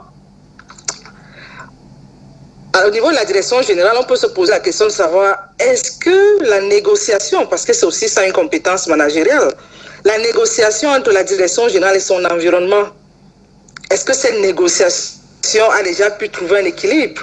Et lorsqu'on parle d'environnement, c'est vrai, on va penser à l'État, c'est vraiment l'environnement immédiat, mais il y a également toute la préoccupation de la négociation des droits de trafic avec les compagnies étrangères. Okay. Donc, de ce point de vue, c'est aussi à distance une question qu'on peut se poser. Mais le véritable indicateur qui nous permet effectivement de questionner le modèle de gouvernance, c'est de dire, et M. Sombala l'a bien dit sur le plateau, nous avons retenu un modèle de gouvernance qui est dans la littérature appelée la gouvernance actionnariale. Parce qu'il faut dire, si on attend d'une entreprise, qu'elle soit publique ou privée, qu'elle produise des dividendes, il y a au moins 3 modalités possibles. La première modalité, la gouvernance actionnariale, c'est que l'actionnaire décide de mettre en place un ensemble de dispositifs de contrôle en partant de l'hypothèse que pour que l'entreprise produise des dividendes, il faudrait que l'agent s'aligne à ce que je lui demande de faire. Et donc, pour m'assurer qu'il y a un alignement entre les actions ou les décisions prises par le dirigeant et ce que je dis, je dois donc mettre des dispositifs de contrôle efficaces, et je pense au conseil d'administration principalement, et en retour, je dois également m'assurer que l'agent qui est ici, la direction générale, dispose d'un ensemble d'incitations qui lui permettent de s'aligner à mes orientations. L'hypothèse principale ici étant que le dirigeant est un opportuniste, il peut avoir des comportements déviants, et pour assurer son alignement, il faudrait qu'on le contrôle. Donc c'est, entre guillemets, quelqu'un qui peut avoir des comportements opportunistes qu'il faut contrôler. Première conséquence, parce que c'est le modèle que le Cameroun a retenu. Première conséquence, l'agent est là pour exécuter ce que le conseil d'administration décide de faire. Et ce qui est d'ailleurs encore, on lit les lois de 2017, en plus des décrets de 2019, c'est qu'on se rend compte que décision sans la validation du conseil d'administration. Donc, le contrôle est vraiment serré et les fonctions sont partagées. Le directeur général propose et le conseil décide ou valide. Et pour sortir. Sans cette validation, le directeur général n'est pas autorisé à poser un acte différent d'un acte de gestion, d'exécution. Pour sortir, sur la base de ce modèle. Oui. Pour terminer, Viviane, sur la base de ce modèle, peut-on garder de l'espoir vis-à-vis de cette entreprise? Si oui. Non, évidemment. Non, le secteur ne s'y prête pas. Le secteur ne s'y prête pas du tout. Donc il faut absolument des réformes, des restructurations qui permettront de changer de modèle. Il y a un autre type de modèle. Il y a même 2 autres modèles. Il y a le modèle de la gouvernance partenariale. À ce moment, on se dit, parce que le danger dans le modèle actuel, c'est quoi? C'est que c'est une entité publique, c'est une entreprise publique à capitaux publics. Absolument. Les membres du conseil d'administration sont des actionnaires délégués. À la limite, ils n'assument pas le risque résiduel en ce sens que leur patrimoine n'est pas impacté par la perte ou les gains de l'entreprise. Et les 2 autres modèles, pour terminer? Alors, le deuxième modèle, c'est la gouvernance partenariale. À ce moment, on se dit, l'entreprise n'appartient pas qu'à l'État en réalité. Le personnel est actionnaire de l'entreprise. Sans la ressource humaine, on ne peut pas produire. Ça veut donc dire qu'on peut imaginer que le personnel peut avoir son mot à dire dans les décisions qui sont prises. Et le troisième modèle? C'est qu'à la limite, on estime qu'on peut donner l'attitude au directeur général de prendre les décisions qu'il veut, mais il est sanctionné par le marché, par les résultats. C'est le modèle cognitif. Et à ce moment, on laisse le directeur général impulser les innovations qu'il veut. Il est jugé aux résultats et il est sanctionné par rapport aux résultats. Merci, Viviane. Donc, moi, je crois qu'on a un choix à faire. Et dans le secteur qui est aussi concurrentiel que celui-là, c'est le modèle cognitif qui est le meilleur. Et le directeur général assume l'entièreté de la responsabilité de la performance de l'entreprise. Bon, maintenant, c'est des choix qui peuvent ne pas convenir aux politiques parce qu'il faut dire qu'il y a également les jeux d'acteurs. Il ne faut pas l'oublier parce que c'est davantage... On n'a peut-être pas évoqué cet aspect, mais on a bien peur que se pose le véritable problème. Et tant que c'est le cas, c'est le système politique de décider finalement de l'option à retenir. Merci. Sinon, on va passer de perte en perte et puis le reste, vraiment, c'est de la rhétorique. Merci infiniment, Viviane. Vraiment, merci pour cette analyse. On n'en attendait pas moins de vous. Et on espère que, comme moi, je suis presque convaincu, on espère que cela a également pu interpeller les dirigeants et éclaircir la lanterne des téléspectateurs. Je sors rapidement avec vous avec le mot de la fin. D'abord, je donne Somba et puis j'appelle Ngoy Elembe pour passer au deuxième thème. Merci infiniment à vous également. Le mot de la fin. Non, je pense que le professeur Biwola a tout dit.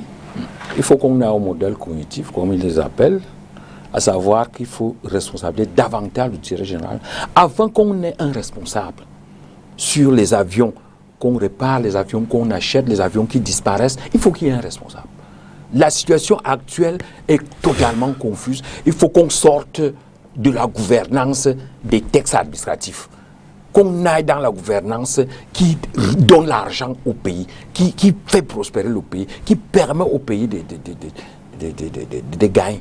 Cette gouvernance administrative, on cite les textes, qui développent des réseaux d'allégeance, des combats, des conflits, tout ça là. Et c'est cette gouvernance qui a tué la Camerco, qui multiplie les directions générales tous les jours, un nouveau directeur général, tous les jours un nouveau directeur. Il faut mettre fin à ça, en allant dans ce qu'elle appelait gouvernance cognitive, qui est en réalité le fait qu'on remette une entreprise à des gens et on leur dit on attend le résultat. Responsabilité, comme ça se voit d'ailleurs dans des économies dites libres. Même non, mais elle est plus efficace dans le monde. J'appelle le mot de la fin. Oui, le mot de la fin, je le scindrai en trois petites parties. La première, c'est de dire que les plus grandes entreprises dans le secteur des transports qui marchent dans le monde sont des entreprises à capitaux publics. On peut les citer, Emirates, Ethiopian Airlines, etc. Ces entreprises à capitaux publics, ces entreprises marchent. Ethiopian existe depuis près de 73 ans et ça marche. Le dirigeant d'Ethiopian qui est là est soumis presque au même régime de réglementation et ça marche. La deuxième chose, c'est que quelquefois, il ne faut pas se voiler la face. Les dirigeants qu'on choisit pour une compagnie doivent avoir un profil précis. Et en ce moment, ce n'est pas le cas. Lorsque le président de la République ou les ministres désignent un directeur général dans une entreprise, très souvent, il n'y a pas de concurrence. On monte un parapheur, ça signe et ça sort. Il faut qu'on mette en place des conditions de profil et que ces conditions-là soient respectées. Si c'est le cas, on pourra donc passer à la gouvernance cognitive. Merci infiniment, j'appelle Ngoy Elembe. Je le rappelle, vous êtes ancien cadre de Camerco. C'est à ce titre-là qu'on vous a fait venir ce soir. J'oublie pas que vous êtes conseiller municipal, membre de l'exécutif communal en tant qu'adjoint. Ancien. Ah d'accord, ancien de Bonaléa, non moins notabilité traditionnelle. Dieu donné son bas, merci infiniment. Vous êtes parti de Yaoundé pour cette expertise qui apparemment a été édifiante pour le plaisir de nos téléspectateurs. On espère évidemment dès que l'occasion le permettra de vous avoir à nouveau sur ce plateau. Tout à fait. Merci infiniment et puis au plaisir de vous regarder souvent les dimanches chez nos confrères de Vision 4. Je le rappelle, vous y êtes consultant. On va sortir avec deux éléments. D'abord, cette réaction de Martin Obanzing, qui est, vous le savez, banquier économiste, qui dit « J'avais dit qu'il ne fallait plus mettre un seul copec dans cette affaire. On doit ouvrir le capital au secteur privé. Dégonfler le mammouth est un impératif. Un compte d'exploitation fantôme, produits fictifs, inexistants et charges explosives, résultat d'exploitation structurellement négatif. Voilà un peu ce qu'on pouvait faire autour de la Camerco ce soir, dans cette période marquée par le Covid-19. Ne nous éloignons pas des affaires. Je vais vous suggérer derrière la transition de prendre la réaction de Alain Blaise Batongue, qui, comme vous le savez, est secrétaire exécutif du JICAM. Il réagit au lendemain des mesures gouvernementales visant notamment le secteur des affaires. Vous le savez, le JICAM avait interpellé le gouvernement et de ce côté, après la sortie du Premier ministre, ce n'est pas la satisfaction totale. Alain Blaise Batongue.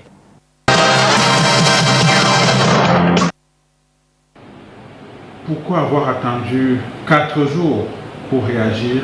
Eh bien parce que après avoir saisi le Premier ministre le 26 mars dernier et après avoir publié il y a une dizaine de jours le rapport d'étude d'impact du Covid-19 sur les entreprises, le JICAM devait prendre la mesure de la déclaration du Premier ministre chef du gouvernement qui a été faite jeudi, le 30 avril dernier, à travers un conseil d'administration extraordinaire qui s'est tenu vendredi matin et à l'issue duquel un certain nombre de pistes ont été dégagées. Et si on devait résumer la position du JICAM aujourd'hui, on dirait globalement les mesures gouvernementales sont sur le bon chemin, mais restent encore insuffisantes et on doit aller plus loin et plus vite.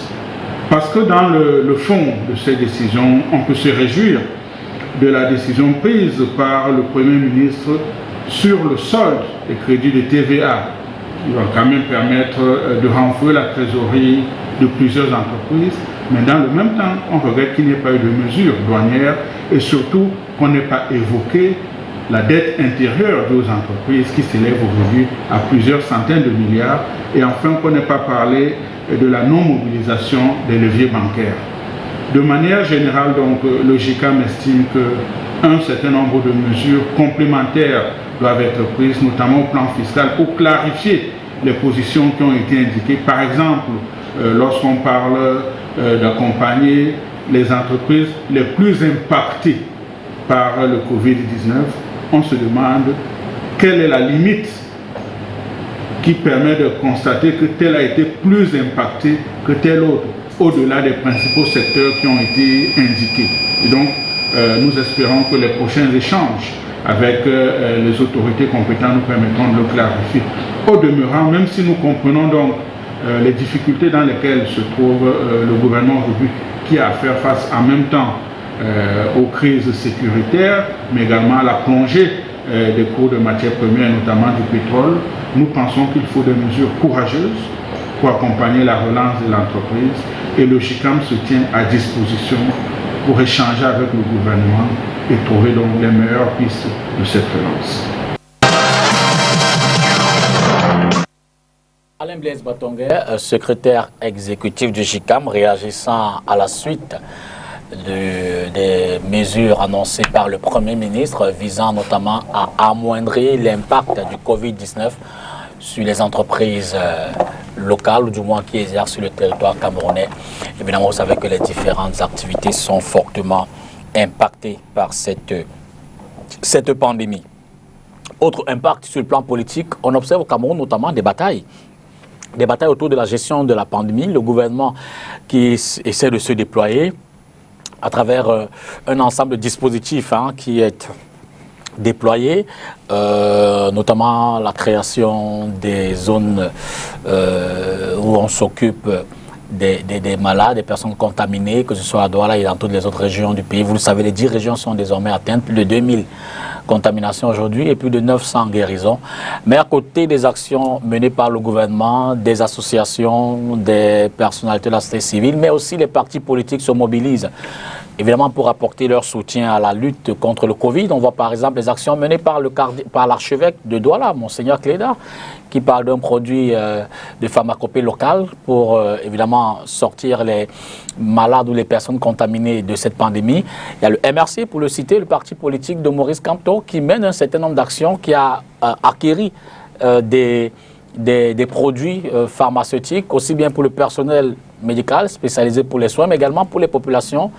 Mais à côté de cela, il y a le CPP, le PCRN, tous les autres partis politiques qui sont mobilisés, mais seulement, on voit bien comme une forme de bataille entre le gouvernement d'une part, le ministre de l'administration territoriale et le MRC qui, évidemment, le premier reproche au second de mener des actions qui ne respectent aucune loi, aucune norme légale.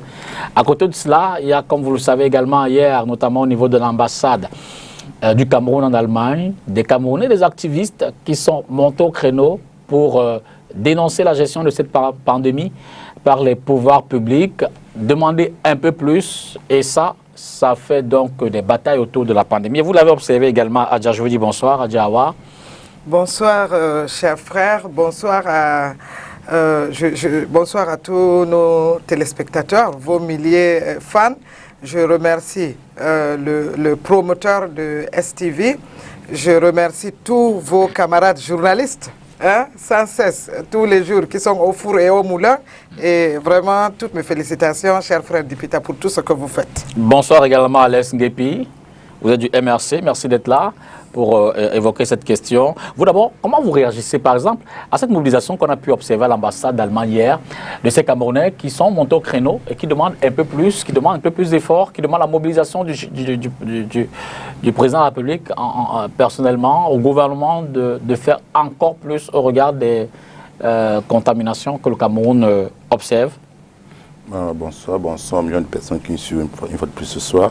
Il faut dire que ces Camerounais qui sont montés au créneau du côté d'Allemagne, l'ambassade du Cameroun surtout en Allemagne, ils ont émis des problèmes que nous connaissons tous. Ils demandent que l'État du Cameroun, notamment représenté ici par l'autre gouvernant, puisse prendre le devant et puisse vraiment et véritablement communiquer sur la question du Covid-19. Et que l'État joue son rôle régalien, qui est celui d'apporter, d'assurer la sécurité sanitaire des populations.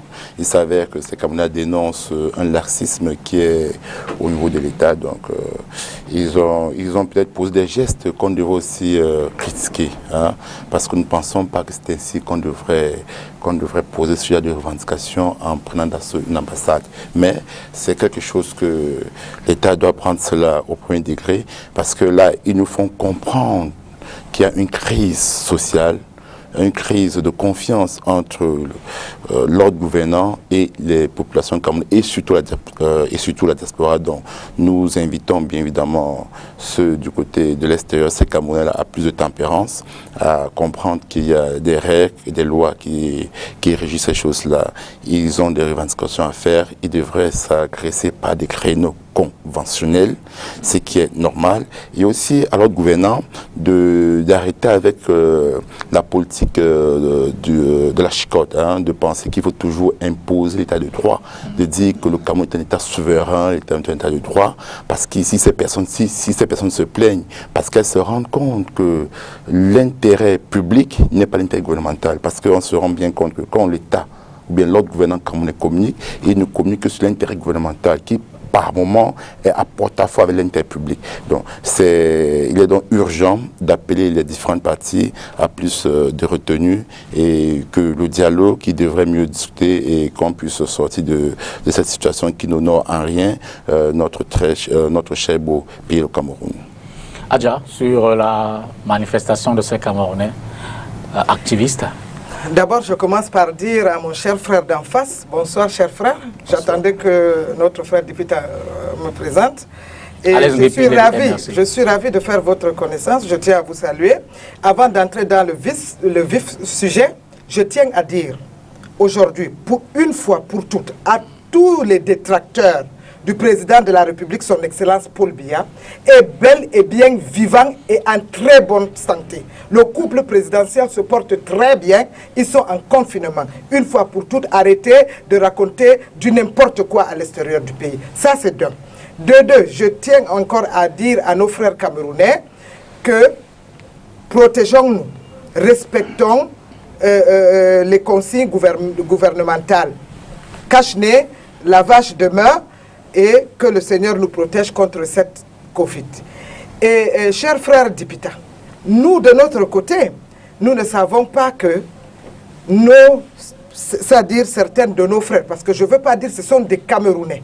Ce n'est pas des Congolais qui créent des problèmes. Ce sont certains de nos frères Camerounais de la base, pas tous les Camerounais de la diaspora, certains voyous, parce qu'il faut appeler ces gars par les noms, aujourd'hui qui se permettent d'aller vilipender, je ne sais pas, aller vilipender le nom du Cameroun. Vous n'êtes pas le seul, vous n'avez pas le monopole de la sauvagerie.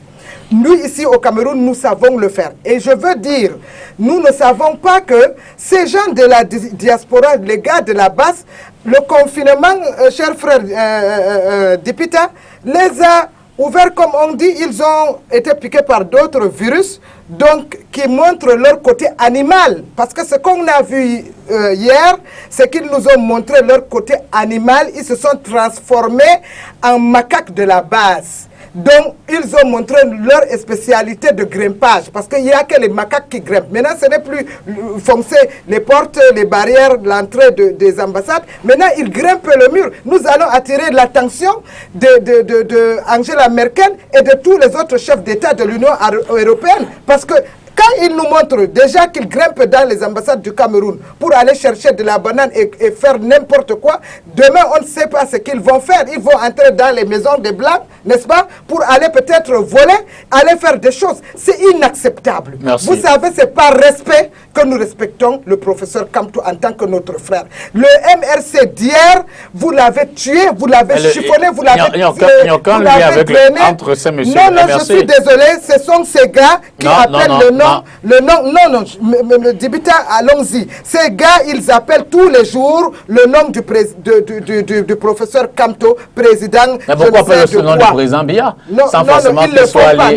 Non, je dis qu'il y a beaucoup beaucoup qui appellent le nom du président Biya sans forcément qu'il soit du RDPC. Non, mais ces gars, c'est des petits voyous parce qu'au contraire, nous avons beaucoup de respect tout pour le professeur Kamto. Je vais vous dire quelque chose. Moi, j'étais tout récemment à l'Ouest. Je suis allé, j'ai assisté au deuil du professeur Ndamjoya, qui est un fils, un grand, digne fils du Cameroun. Pour vous dire que nous, dans le RDPC, on ne nous apprend pas la division. Vous, du côté du MRC, vous avez laissé ces gars, le beau MRC que nous avons vu, notre fils, Amadou Mota, pour qui j'ai beaucoup de respect aujourd'hui, qui est incarcéré en prison. Nous voyons le MRC d'hier n'est pas le MRC d'aujourd'hui, parce que certains de vos gars continuent à vilipender ces gens et ils pensent qu'ils sont les seuls à pouvoir faire. Et je tiens à vous dire, chers frères, dites-leur que c'est la dernière fois. Non, c'est la dernière fois. Parce que le président Biya a toujours dit, calmez-vous. La prochaine fois nous allons leur montrer de quel bois on se chauffe. Oui, d'abord, je tiens à dire que elle a une excellente MRC, je n'ai pas une excellente RDPC, en communication politique, c'est normal, je lui concède. Il faut rappeler que jamais le MRC a dit que M. Biapol était décédé, était mort. Mais nous disons qu'il y a des Camerounais qui disent qu'il est mort, d'autres disent qu'il est vivant. C'est son vol militaire. Est-ce que porter ce J'arrive. Nous n'avons jamais dit que... Non, j'arrive pour faire une précision, c'est que personnellement, je dirais que c'est un mort vivant. Puisque d'autres gens disent qu'il est mort et d'autres disent qu'il est vivant. Donc l'expression adéquate, c'est ça pour moi, c'est mort. Mais ceci étant dit que par des morts vivants, il faut bien qu'il puisse montrer qu'il a envie. Vous êtes qui? Non, Adja, je vous en prie, laissez-le parler. Vous n'êtes rien du tout. Adja. Vous n'êtes rien du tout. Chacun son tour sur le plateau. Oui, je suis d'accord. Vous allez reprendre la parole. D'accord, mais vous le direz après qu'il est fini. Et là aussi, on se rend compte que le RDPC fait dans le déni de reconnaître qu'il y a une crise qui sévit au niveau du Cameroun, que de passer le temps à dire que ces personnes-là ne représenteraient rien, qui sont des grimpeurs, qui vont chercher des bananes. Mais ils ont que de passer le temps à le dire, il faudrait qu'on se pose la question essentielle. Pourquoi ce genre d'acte peut arriver? Comment est-ce que le citoyen peut mettre de côté les lois et règlements de son pays et va poser ce genre d'acte? Et quand on aurait posé ce type de questions, on va donc chercher à résoudre le problème à la source. Nous ne voulions pas entrer dans l'invective, nous ne voulions pas faire de la boue dans du ragot, ce n'est pas important pour nous. Ce qui est important aujourd'hui, c'est que le Cameroun traverse une période très difficile, on a une crise sanitaire qui est là, et nous attendons toujours que l'État du Cameroun puisse déclarer la guerre contre le Covid-19. Jusqu'à présent, c'est juste le président du MRC, le professeur Maurice Kamto, qui a déclaré la guerre contre le Covid-19. Nous pensons que le laxisme observé actuellement vis-à-vis des gouvernants camerounais est peut-être dû au fait que l'État, l'autre gouvernant camerounais, n'a pas encore pris l'ampleur de cela. Il faut rappeler que déjà, ça a déjà été déclaré de pandémie au niveau de l'OMS. Donc nous aurons aimé que l'État du Cameroun, en lieu et place de la personne du président Paul Biya, de fait, qu'ils disent clairement que nous sommes en guerre. Une fois que nous sommes en guerre, nous sommes convaincus qu'il y a un certain nombre de mécanismes qui auraient pu être déployés pour combattre ces virus. Et nous ne voulions pas stigmatiser les Camerounais. Nous disons qu'il y a une franche partie des populations, que ce soit à l'intérieur ou bien à l'extérieur, qui ne sont pas qui ne sont pas du tout en accord avec la façon de procéder de notre gouvernant. Il est urgent qu'on les écoute, qu'on apporte des solutions, que de prendre toujours la chicotte et penser que ça va résoudre le problème. Adja? Oui, mais je dis, voilà, donc je suis contente, cher frère. Vraiment, je suis même prêt à te donner la main parce que au moins aujourd'hui... On se donne pas la main à cause des mesures barrières. Parce que nous avons le coude qu'on donne. Même le coude n'est plus trop recommandé dans tous les cas. Donc, je voudrais donc vous dire, si vous connaissez que c'est ça qu'il faut faire. Chez nous, on nous a appris à respecter les patriarches. Le président Biya est le président, le seul, l'unique, seul président de la République, père de notre nation. La première des choses, je vous ai dit tout à l'heure, j'ai rencontré Kamto pendant l'enterrement de Ndamjoya. Nous sommes allés, je suis venu ici, jusqu'ici à Douala, prendre la présidente de l'UPC. Nous sommes allés avec Madame Habiba, on est arrivé là-bas, on a trouvé Madame Ndamjoya. Vraiment, elle nous a accompagnés pour voir, elle m'a dit, allons, je t'amène pour que tu vois là où ton frère est couché. Nous sommes allés là-bas, le professeur Kamto, notre frère, est aussi arrivé. Il a trouvé que Madame Dam nous a accompagnés là-bas. Il est venu, il nous a trouvés. Mais mon cher frère, pour ceux qui connaissent Adjawa, je suis très sauvage. Vous savez ça? Mais pour le respect, à cause de notre frère, l'autre Mamadou Mota, pour le respect, même pour lui, le professeur Kamto, nous sommes venus vers lui. Il nous a trouvés, on lui a fait la place. Il est même venu s'arrêter au milieu. J'ai les photos, je vais vous prouver. Il est venu s'arrêter entre moi et Madame Damjoya. Je pouvais crier sur lui. C'est cet exemple qu'il doit montrer aux gars du MRC et de la base, qui doivent respecter le président Biya, qui est un sage, qui est un doyen, qui est un nouveau. Mais pourquoi tout le temps vous voulez rapprocher le MRC? Non, le MRC se prend ses distances. Ces gens-là. D'ailleurs, aujourd'hui, je prend ses distances de la base. Ils ont sali le président Kamto. Ils ont sali le président Kamto. Kamto ne mérite pas ça de vous. Vous l'avez chosifié, Kamto. Mais le professeur Kamto n'est pas à votre niveau. C'est lui qui doit comprendre qu'il doit être accompagné par des vrais gens, pas les gens qui vont lui traîner dans la boue. Vous l'avez traîné dans la boue. Aujourd'hui, je veux vous dire, vous avez ramené au Cameroun la discrimination, c'est-à-dire non seulement la discrimination, vous avez amené les problèmes d'ethnie. Aujourd'hui, vous vous êtes montré dans le MRC, nous dans le Grand Nord, nous sommes frustrés. Normalement, vous ne devez pas amener l'histoire d'ethnie dans l'UDC, dans le MRC. Et c'est ce que vous avez présenté, que c'est un parti de Bamileke. Nous sommes désolés. Je vais vous dire, aujourd'hui, non, Adja, merci. Excusez, je vais arriver quelque part. Pour terminer en une minute. Non, ce qui est là, c'est que normalement, je vais vous dire, quand les gars Bamileke insultent la presse. Adja, non. Je vais lui dire, Madame Biya, son beau-père, le père de Papa Boutchouang, qui l'a élevé, et Bamileke, le mari de sa maman. Nous, ses sœurs, grâce à Maman Rosette, nous avons connu l'Ouest. Ce qui fait qu'entre l'Ouest et Chantal Biya, il n'y a pas de différence. Normalement, si d'autres personnes attaquent Chantal Biya, les premières personnes à la protéger devaient être ses frères de l'Ouest. Les gens, c'est sa famille, parce qu'elle ne connaît même pas bien la famille de Vigrou comme elle connaît la famille de Papa Boutchouang. Nous sommes allés partout dans l'Ouest. Chantal Biya n'a que aidé, elle et sa mère, Maman Rosette, n'ont que aider nos frères Bamileke. Parce que je veux vous dire, Madame Célestine Courtès ne peut pas dire, quand on a pris Maman Rosette pour qu'elle soit la seule femme mère à l'Ouest, elle a dit elle ne veut pas, il faut qu'il y ait d'autres femmes mères. Nous sommes allés avec elle, aller dormir 3 jours chez Célestine Courtès, alors qu'en ce temps, c'était Eugénie, l'autre qui a même combattu beaucoup le SDF, qui a implanté le RDPC à l'Ouest. Donc c'est grâce à ça que Maman Rosette a dit, elle a donc dit à sa fille, non, Courtès c'est une bonne femme. Et c'est comme ça que Courtès est devenue mère de Baganté. Et pour vous dire donc que Madame Chantal Biya ne prône pas le racisme entre Bamileke. Il n'y a pas, les Bamileke sont nos frères. Donc votre mentalité que vous avez importée dans le MRC, il faut arrêter avec ça. C'est pas normal. Entre Bamileke, Betty, Boulou, nordistes, nous sommes tous des frères camerounais et indivisibles. Donc arrêtez de nous amener sur ça. autour Donc, de la je vous assure, arrêtez d'attaquer un patriarche comme le président Biya et son épouse. Je tiens donc à dire que, heureusement, nous sommes civilisés au MRC, nous ne sommes pas sauvages, parce que c'est dans une république sauvage vous êtes que les les premiers. gens... Non, je suis désolé. C'est dans non, mais vous n'avez pas interrompu. Oui, mais je dois lui dire ça, ils sont sauvages, il faut qu'ils changent. Nous allons, nous on aime. Et puis il finit de parler, et puis vous le lui dites. D'accord.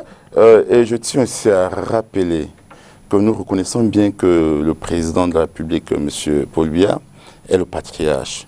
Parce que nous lui reconnaissons que c'est une bibliothèque vivante, que nous pensons qu'il est en train d'effectuer un mandat de trop, que nous disons à cette bibliothèque-là qu'il devrait prendre à cœur. Et d'autres partis politiques ont voté pour lui. Le RDPC, le FNC, l'ANDP, le FDR, plein de partis politiques ont voté en octobre, ils ne vous ont pas voté. Vous risquez d'avoir la parole jusqu'à la fin de l'émission. Vous n'allez pas réussir parce que je suis désolé. De coup, c'est vous ne pouvez pas avoir les militants tonton député. Non, mais le MSC ne peut pas dire que vous avez remporté. Vous n'avez jamais remporté. C'est le RDPC qui vous donne le privilège pour qu'il y ait l'équitabilité, pour qu'on sache qu'il y a la démocratie. On vous a compris. Sinon, vous n'êtes rien du tout sur le On vous a compris. Même le parti de l'autre qui arrive, je suis désolé. Je vous demande une chose. Non, ils n'ont pas voté, ils n'ont pas gagné. Respectez d'abord que vous n'avez pas gagné. D'accord. Les élections, c'est le président Biya qui a gagné, aussi simple que ça, respectez un président de la République. Et attendez votre tour. Et le tour se passera par les urnes. Je suis désolé. Vous êtes comprise. Juste une petite chose. Oui, je vous écoute, monsieur le député. Mais non, ces gens-là nous ont trop fait chier. Il est temps qu'on leur dise les 4 vérités. Je peux obtenir ça de vous. 3 minutes juste pour qu'on l'écoute. Ok, d'accord. Oui, c'est possible. D'accord. Je tiens donc à rappeler que nous comprenons que les sauvages ne sont pas ceux qui ont prétendument qui auraient escaladé l'ambassade du Cameroun allemand. Les sauvages sont bien au Cameroun. Et donc, c'est une parenthèse. Je tiens aussi à rappeler donc, parce que M. Biya Paul est un patriarche que nous estimons, qu'il a fait un mandat de trop et que cette bibliothèque-là, cette supposée bibliothèque aurait dû se retirer, aurait dû laisser ceux qui devraient gérer ce pays le faire. Ce mandat de trop est en train d'impacter. Nous sommes conscients que ce patriarche-là ne peut pas s'exprimer aux Camerounais. Ce patriarche-là préfère être en confinement. Ce patriarche-là préfère sortir, ou bien il préfère faire une supposée de sortie, que lorsque le président Maurice Kamto aurait comme par hasard, demander à l'ambassadeur, au président de l'Assemblée nationale de faire constater la vacance du pouvoir à la Cour constitutionnelle. Alors, l'égocentrisme de ce patriarche-là s'est révélé au grand jour. Ce sont des faits. Nous ne sommes pas non plus un parti discriminatoire. Nous sommes un parti républicain. Nous respectons les textes et lois en vigueur au Cameroun. Nous ne discriminons pas, car les Camerounais sont un. Nous sommes tous des Bantous et nous ne voulions pas que des personnes viennent faire croire qu'il y a un problème d'ethnisation au Cameroun. Les Camerounais ont le même problème. Le Covid-19 ne connaît pas des races ou des tribus. Le Covid-19, c'est une maladie qui atteint... Comment réagissez-vous justement à ces attitudes qui tendent à empêcher la distribution de certains de vos... Oui, et c'est malheureux. C'est malheureux dans la mesure où, quand il y a une pandémie comme celle qui suit actuellement, toute mesure qui viserait à sauver une vie devrait être salutaire. Toute mesure qu'à la vie du Camerounais est très importante, donc toute mesure devrait être salutaire. C'est malheureux de voir qu'on préfère accueillir 14 Prado que d'accueillir 14 ambulances pour des victimes. Donc, ces mesures qui tenteraient à nuire à suivi Cameroun de se déployer, nous en sommes malheureux et nous prenons le peuple camerounais témoin de cela, mais nous continuons à demander au peuple camerounais de respecter les 20 mesures barrières édictées par le gouvernement et de suivre également les propositions édictées par les partis politiques. Que ce soit les propositions du MRC, que ce soit les propositions du PCN, du SDF et même du RDPC, qu'ils continuent parce qu'il faut qu'ils comprennent quelque chose. Ce gouvernement n'a rien à faire de leur vie. Ce gouvernement a montré ses limites et son irresponsabilité. Chaque Camerounais devrait continuer à respecter ces mesures barrières. Nous avons déjà commencé dès aujourd'hui à distribuer, à accompagner Suivi Cameroun parce que le MRC accompagne Suivi Cameroun, on a commencé à accompagner Suivi Cameroun dans la distribution de ces dons qui ont été offerts par la grande générosité des Camerounais. Donc nous sommes en train d'accompagner ce Cameroun à mieux se déployer. Nous avons mis nos ressources humaines à cela en marche. Donc nous espérons que cette initiative-là, ou bien cet accompagnement, permettra de sauver des vies. Et c'est ce qu'on devrait faire. Il est question de sauver les vies. Nous ne sommes pas là pour dire X, Y, ceci. Non, c'est pas important. Il est urgent, il est important qu'on sorte de cette pandémie. Et il est urgent parce que l'escatombe n'est pas le pic, on va dire le pic, n'a pas encore été atteint au Cameroun. Donc, prions Dieu que le pic soit déjà atteint, espérons-le, et qu'on assiste à moins de contamination. Donc, il est urgent qu'on sorte de cela et que des mesures édictées par le gouvernement camerounais et aussi la discipline du peuple camerounais nous permettent de réduire et de chasser ces maladies hors de notre territoire. Vous comprenez la réticence des pouvoirs publics à laisser faire tranquillement cette remise de dons?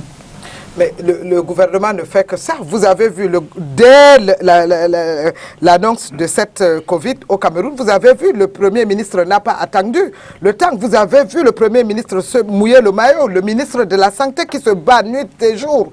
Et je vais vous dire, c'est pour ça que je tiens encore à vous dire, vous savez, vous avez fait honte encore à Kamto.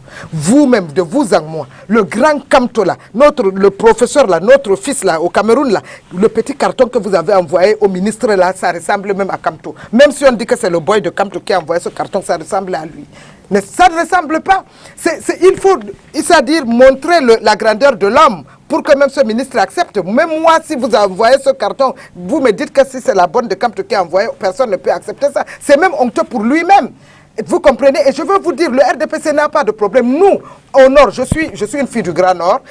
Moi, je vis dans une famille où certaines sont dans l'UNDP, d'autres sont dans toutes les partis politiques. Vous comprenez? Tout le monde n'est pas dans le RDPC. J'ai un oncle qui est député du RDPC. Et je veux vous dire, nous avons reçu chez nous, au Nord, le président Nidjon Frundi, avec son parti du SDF. Il est venu dans la famille, il a mangé sur la table familiale. Voilà un grand homme. Pour chez nous, on n'a pas de problème de parti politique. C'est vous qui amenez cette histoire-là. Et je veux vous dire aujourd'hui, c'est un conseil de sœur que je vous donne, cher frère. Vous comprenez? Non, c'est un conseil de sœur que je vous donne et je donne au professeur Kamto pour qui j'ai du respect pour lui. N'est-ce pas?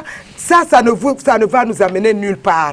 Les gars, là, on dit chez nous, la caravane du RDPC avance, les chiens aboient. Jusqu'à quand vous allez continuer? Si aujourd'hui on me prend le ministre Momo, n'est-ce pas, pour qui j'ai du respect. On prend le professeur Kamto Ongme, je vais choisir le professeur Kamto, n'est-ce pas, en élégance, en intellectuel, pour vous dire à quel point nous le respectons. Donc, qu'à lui de dire à cette base-là que respecter le président de la République, nous allons le respecter. Vous voyez, depuis que vous faites là, qui est venu l'agresser? Personne, c'est pas parce qu'on ne peut pas, mais pour vous dire chez nous à quel point les patriarches sont importants. Vous avez dit tout à l'heure, bien même s'il fait 100 ans au Cameroun, c'est les Camerounais qui votent. Je vous ai dit pendant les élections, nous sommes allés, moi par exemple, je suis allé pour voter la veille avec les caciques de l'UNDP. Les gars, les vieux que tu ne peux même pas les enlever de l'UNDP. Et ils sont venus jusqu'à la maison. Nous sommes allés vraiment en rang pour aller voter. Il y avait ceux de l'UNDP, le FNC de Chiroma, tous ces partis politiques sont allés voter pour bien. Vous ne pouvez pas dire, mes chers frères, soyons francs. Moi, je ne suis pas contre. Je veux bien. Nous voulons tous que le Cameroun évolue. N'est-ce pas? Personne ne veut que... Nous savons que... On ne dédouane pas nos ministres. Nous savons qu'il y a certaines choses qui ne sont pas faites. Nous ne sommes pas dupes. Même le président Biya le dit tous les jours. N'est-ce pas? Bon, ensemble, parlons du Cameroun. N'est-ce pas, des couacs du Cameroun. Mais arrêtez de ramener le tribalisme dans un état où c'est pas bon. Ce n'est même pas bon pour vous-même. Regardez aujourd'hui les faits. Non, vous lui avez donné plus de minutes, tonton député. Je vais vous dire quelque chose. Aujourd'hui, le MLC que notre frère Mamadou Mota prend dans le Grand Nord, vous l'avez tué. Pourquoi? Parce que vous avez amené l'histoire ethnique. Et ce qui fait qu'aujourd'hui, nous, les fils du Grand Nord, je dis de Kousseri jusqu'à Tibati, personne ne croit en vous. Personne, pas parce que Kamto n'est pas quelqu'un, quand tu as travaillé avec Amadou Ali et tout le monde, chacun de nous connaissons la valeur du professeur Kamto. Mais ce que vous avez transformé Kamto, il est perdu, le pauvre. Il ne connaît même plus où aller. Moi, je rappelle mon grand frère, par votre voix, cher aîné, vous êtes un homme noble.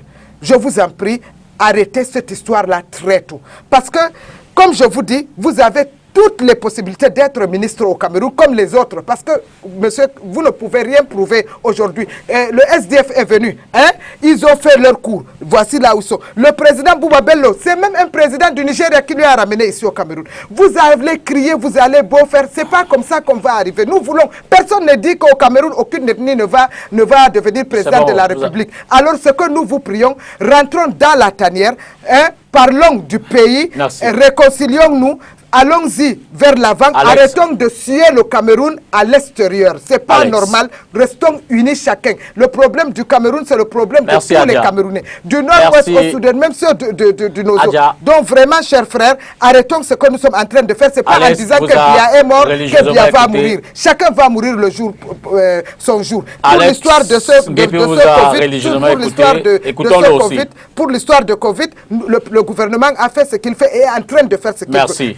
On doit mettre la main dans la main avec le gouvernement. Et c'est ce qu'il essaie de faire d'ailleurs. Oui, mais c'est ce qu'on veut. Nous sommes contre qu'on dise qu'il ne fasse rien, mais essayer de faire quelque chose pour qu'on essaye d'aller de l'avant. Mais pas en se chiffonnant, en faisant, on ne va pas réussir. N'empêche, est-ce que vous, quand même, vous poursuivez votre initiative, indépendamment des restrictions sur le prétexte de la non-observation des lois de la République que les autorités vous présentent? Vous dites, vous poursuivez quand même vos activités. Vous savez, il y a, pour qu'on puisse parler des lois de la République qui auraient pu être violées, il faille d'abord que ces lois puissent exister. Malheureusement, on ne fait que dire qu'on a vu bien que suivre Cameroun serait illégal, mais personne n'a pu dire quel article de loi est-ce que suivi Cameroun aurait violé, malheureusement. Nous sommes dans un cas de nécessité. Les populations sont en danger. Il y a l'assistance à personnes en danger. Donc, nous ne pouvons pas laisser les Camerounais mourir quand nous pouvons les apporter assistance. Voilà la question. Et j'ai toujours dit et rappelé, on devrait mettre de côté nos dégâts politiques. On devrait mettre de côté nos positions partisanes, politiques, politiciennes. Bravo, la seule chose qui importe actuellement, c'est de sauver des vies. Et je continue même ici par ma voix, de lancer un appel au ministre de la Santé, à ce valeureux ministre-là, ce général, qui a su dès le départ, qui est même l'un des rares et des seuls membres du gouvernement à avoir été au front pour combattre, pour la lutte contre le Covid-19, donc à lui réitérer de bien vouloir prendre ces dons que suivi Cameroun. Le petit carton là, non, que le professeur Kamto a donné. Et je tiens aussi à rappeler que la valeur d'un don n'est pas ce qu'elle contient, mais c'est le geste d'abord qui est important. Ça doit même le valoriser lui-même. À partir du moment où un Camerounais donne quelque chose, c'est ce qui est important. Je tiens aussi à rappeler que l'État du Cameroun dans son ensemble a donné 40 francs aux Camerounais. Les Camerounais l'ont pris avec cœur. On a remis au Camerounais 1 milliard de francs CFA. S'il fallait parler d'un cadeau qui serait aussi les 40 francs, ça va nous servir. Qui serait très grand, on a remis à 40 francs. Oui, amenez-nous, c'est bien, merci. L'argent. 1 milliard là, amenez. Alors que le Cameroun garde plus de 120 milliards. Il y a une ligne budgétaire à primature pour les catastrophes. On va dire depuis 38 ans, il y a plus de 27 000 milliards collectionnés. Donc le Congrès camerounais aurait mis de côté afin de prévenir ce type. Cette ligne budgétaire, elle existe à primature. Et permettez-moi. C'est les sources ministérielles qui le disent? Non, cette ligne budgétaire, entrez dans la loi de finances, vous verrez, elle existe. Non, vous le dites, je veux dire qu'on le prenne. Non, elle existe, j'arrive. Et donc nous aurons aimé que cette ligne budgétaire puisse être décaissée et qu'on vienne en assistance au Camerounais. Mais heureusement, nous sommes fiers de ce qu'a fait le gouvernement. Nous sommes très fiers. Camerounais a quand même mis 40 francs à disposition des Camerounais. Ces 40 francs vont ou bien ont quand même permis de sauver des vies et nous disons merci au gouvernement pour avoir sauvé ces vies. Je disais tantôt donc que concernant la crise sanitaire qui sévit au Cameroun, c'est un problème de santé et ça concerne plusieurs entités, notamment le ministère de l'administration territoriale via le ministère de l'AT qui intervient dans ce type d'opération. Vous avez, avec la protection civile, via la gestion de la protection civile, donc elle est à pied d'œuvre, elle devrait être à pied d'œuvre. Le ministère de la Santé, merci à Mme Melachi parce qu'il a pris des choses en main. Le ministère des Affaires sociales parce que c'est un problème social qui malheureusement est absent. Non, pas du tout. Permettez-moi, madame, s'il vous plaît. L'une des personnes qui devrait être en vue aurait dû être des affaires sociales, mais comme par baguette magique, elle est abonnée absent et on a l'impression que ce rôle qu'elle aurait dû jouer est comblé par le ministre de l'administration territoriale qui fait ce qu'on appelle un excès de pouvoir. Donc, nous réitérons à M. Madou Malachi qu'il y a des hôpitaux camerounais qui manquent des kits pour les tests, qui manquent des gants et consorts, et que, suivi Cameroun, les Camerounais ont donné ça, ont mis cela à la disposition. Je suis désolé, c'est d'abord le gouvernement. Le gouvernement, le couple présidentiel. En attendant que la commande que le gouvernement camerounais aurait passée puisse arriver au Cameroun, il est urgent de sauver des vies avec ce qui existe. Le gouvernement a commencé déjà à distribuer. A commencé, c'est ça, dans les 10 régions du Cameroun. Est-ce que vous dormez même sur quelle oreille? C'est arrivé là partout chez vous, même au nord, c'est arrivé. Dans ce cas, si on dit que le gouvernement distribue des dons, bien sûr, et qu'on parle du ministre de la Terre, qu'on me dise si c'est un don personnel du chef de l'État. Qu'est-ce que vous avez contre notre ministre de la Terre? Je suis en train de parler des attributions du gouvernement. Donc, je pense très bien que ce que le ministre de la Terre distribue, c'est le don. On nous a fait comprendre que c'est le don personnel de l'État. Et Tofis distribue également des dons. Absolument. Comme aussi celui qui distribue des dons. Mais je suis en train de dire, le gouvernement camerounais, par l'argent du contribuable, d'après ce qu'on a fait savoir, aurait passé la commande de plusieurs kits. Enfin, et donc en attendant que ces kits puissent être mis sur place, il est important qu'on récupère toutes les contributions des Camerounais et qu'on commence déjà à les distribuer comme ils ont commencé à distribuer les dons de l'État. C'est une bonne chose. Qu'est-ce que cela aurait coûté de prendre aussi pour suivre Cameroun? Le ministre de l'administration territoriale a été clair envers vous, chers frères. Il a dit et redit. C'est pour ça qu'aujourd'hui vous êtes allé vers Manaouda au lieu de vous diriger vers le ministre Atangandji. C'est parce que vous lui manquez du respect, vous ne le prenez même pas en considération. Nous sommes désolés. Il n'a fait que dire ça. Ici, l'État camerounais, chacun a son rôle à jouer. La preuve en est que notre ministre, notre sœur chère, celle de la recherche, regardez, elle a voulu faire quelque chose de bien. Madeleine Tchouente, une brave dame qui est d'ailleurs pharmacienne. Mais vous avez tout fait pour la salir, vos ting-ting de la base sont allés dire quoi des chauves-souris, c'est une brave dame. Vous comprenez, vous ne la tenez même pas à la cheville. Et je salue les efforts de cette brave dame. Vous savez, moi je suis d'accord aujourd'hui. J'aimerais que tous les militants du MRC soient comme vous. Je suis fier, je vais rentrer et dormir tranquillement aujourd'hui. Parce que ce que nous souhaitons, ce n'est pas avoir d'autres ting-ting. C'est-à-dire qu'il vient embrouiller le professeur Kamtou. Le don, le Premier ministre vous a dit, ce que vous avez initié, c'est une bonne chose. Moi, je ne peux pas nier ça. C'est une très bonne chose de voir qu'aujourd'hui, le professeur Kamtou a aligné nos frères de la diaspora qui ont contribué. Ce n'est pas une mauvaise chose. C'est ce genre même de geste que nous voulons, mais seulement respecter ce qu'a dit le gouvernement. Aussi simple que ça. Le gouvernement on ne refuse aucun don. Vous regardez aujourd'hui ce que l'archevêque Cléda est en train de faire, que nous les félicitons.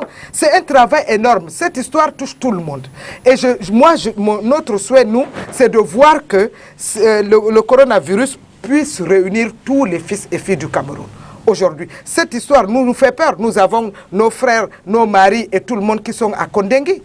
Nous supplions aujourd'hui le couple présidentiel et le ministre de la Justice de se pencher là-dessus. Moi, là où je vous parle, je suis Madame Georges Gilbert Baoula, mon mari est là-bas. J'ai peur pour lui, j'ai peur pour que ça soit pour Mebengo, que ça soit pour Mebara, que ça soit pour Olangena, que ça soit pour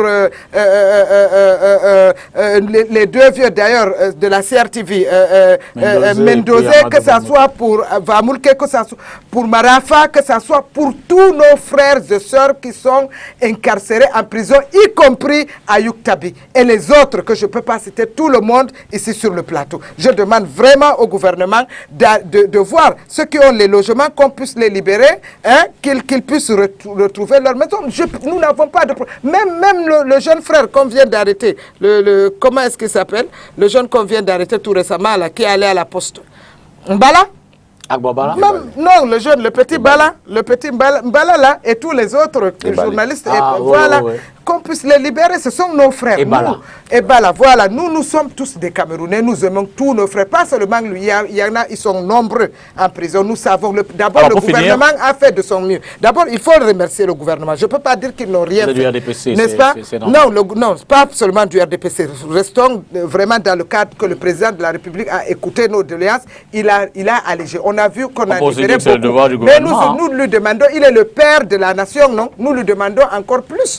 Si je veux voir Baoua dehors, j'aimerais voir tout le monde dehors. Donc je pense finir, vous gardez quand même espoir tous les autres sur la mise en œuvre de ces initiatives, indépendamment de tout ce qui peut être tout autour en termes de bataille. Vous gardez le cap? Nous gardons le cap. Il est urgent, comme tantôt je vais encore me répéter plusieurs fois s'il faut. En guise de mot de la fin. Oui, il est urgent qu'on sauve des vies. C'est ce qui est important. Il est urgent qu'on sauve des vies. La seule chose qui importe à chaque Camerounais. D'ailleurs même, on a dit dans au Cameroun qu'il faut qu'il y ait l'existence d'une cohésion, d'une solidarité nationale. Si un Camerounais... Le gouvernement est ouvert, mon frère. C'est le mot de la fin. C'est le mot de la fin. Si vous me permettez donc... Vous aurez le vôtre dans une minute. Si vous me permettez donc... Allez-y. Le gouvernement camerounais fait des mesures. Nous ne disons pas qu'elles ne sont pas mauvaises, mais elles ont des limites. Le rôle du politicien que je suis, le rôle du citoyen que je suis, c'est de demander l'impossible à mon gouvernement afin qu'il me donne le meilleur d'eux-mêmes. Ils ont pris des mesures qui sont certes bonnes, mais Madame souffre de reconnaître que ces mesures-là souffrent d'autres choses. Par exemple, nous aurons aimé, juste pour chuter, nous avons souhaité qu'on paye par exemple les factures d'eau et d'électricité des Camerounais. Quand vous dites Camerounais, lavez-vous les mains, c'est bien beau, mais pendant un mois, les gens n'ont pas eu d'emploi. Merci au moins, on aurait pu payer ces le mot de la fin, par exemple. Votre message est passé. Ça, c'est pour nous tous. Si on diminue, c'est pour nous tous. C'est valable. Pour 2 ou 3 mois qu'on supprime les factures. Bien sûr. Donc, chers frères, vraiment, je suis très content de savoir que vous au moins, vous avez compris. Merci. Et je remercie le couple présidentiel. Je remercie les membres du gouvernement. Je voudrais noter ce courrier du ministre des Relations extérieures à l'intention des Camerounais qui sont restés pour l'instant bloqués dans les différents pays à l'étranger, du fait évidemment de la fermeture des frontières, de l'impact qu'a le coronavirus sur les activités notamment aériennes. Alors le ministre des Relations extérieures a donc demandé à un certain nombre d'ambassadeurs de prendre toutes les mesures possibles pour faire revenir les Camerounais, notamment qui sont à Dakar, Abuja, Cotonou, Johannesburg, Dubaï, Toronto, Addis Abeba, Washington, Paris, Sao Paulo, bref, dans les différents coins du monde. Mais cela, je voudrais quand même faire une interpellation assez précise, parce qu'il y a des Camerounais qui ont notamment interpellé à partir de l'Inde, en Inde, à Mumbai. Il y a des Camerounais qui sont là-bas, il n'y a pas de représentation diplomatique. Ils se dépendent de l'ambassade de Chine, ce qui est pratiquement à l'autre bout, qui demandent également à bénéficier de cette aide-là, et vraiment pour cela, que ce soit eux ou d'autres Camerounais dans d'autres coins, on souhaite vraiment que la mesure prise par le gouvernement atteigne cela et que les dispositions soient prises pour qu'ils soient rapatriés. Je pense notamment à l'aîné Michel Bissek qui vivement attend cette facilitation que vient de décider le gouvernement camerounais. À vous, je dis merci. Amen. Merci infiniment. Je dis merci également au précédent intervenant une fois de plus, Dieudonné Somba et Jopel Ngoy-Lembe. Je dis merci à Viviane Ondoa et surtout à vous tous qui êtes restés jusqu'à 7 heures pour regarder cette émission. Bonsoir et à mardi prochain pour Cartes sur table.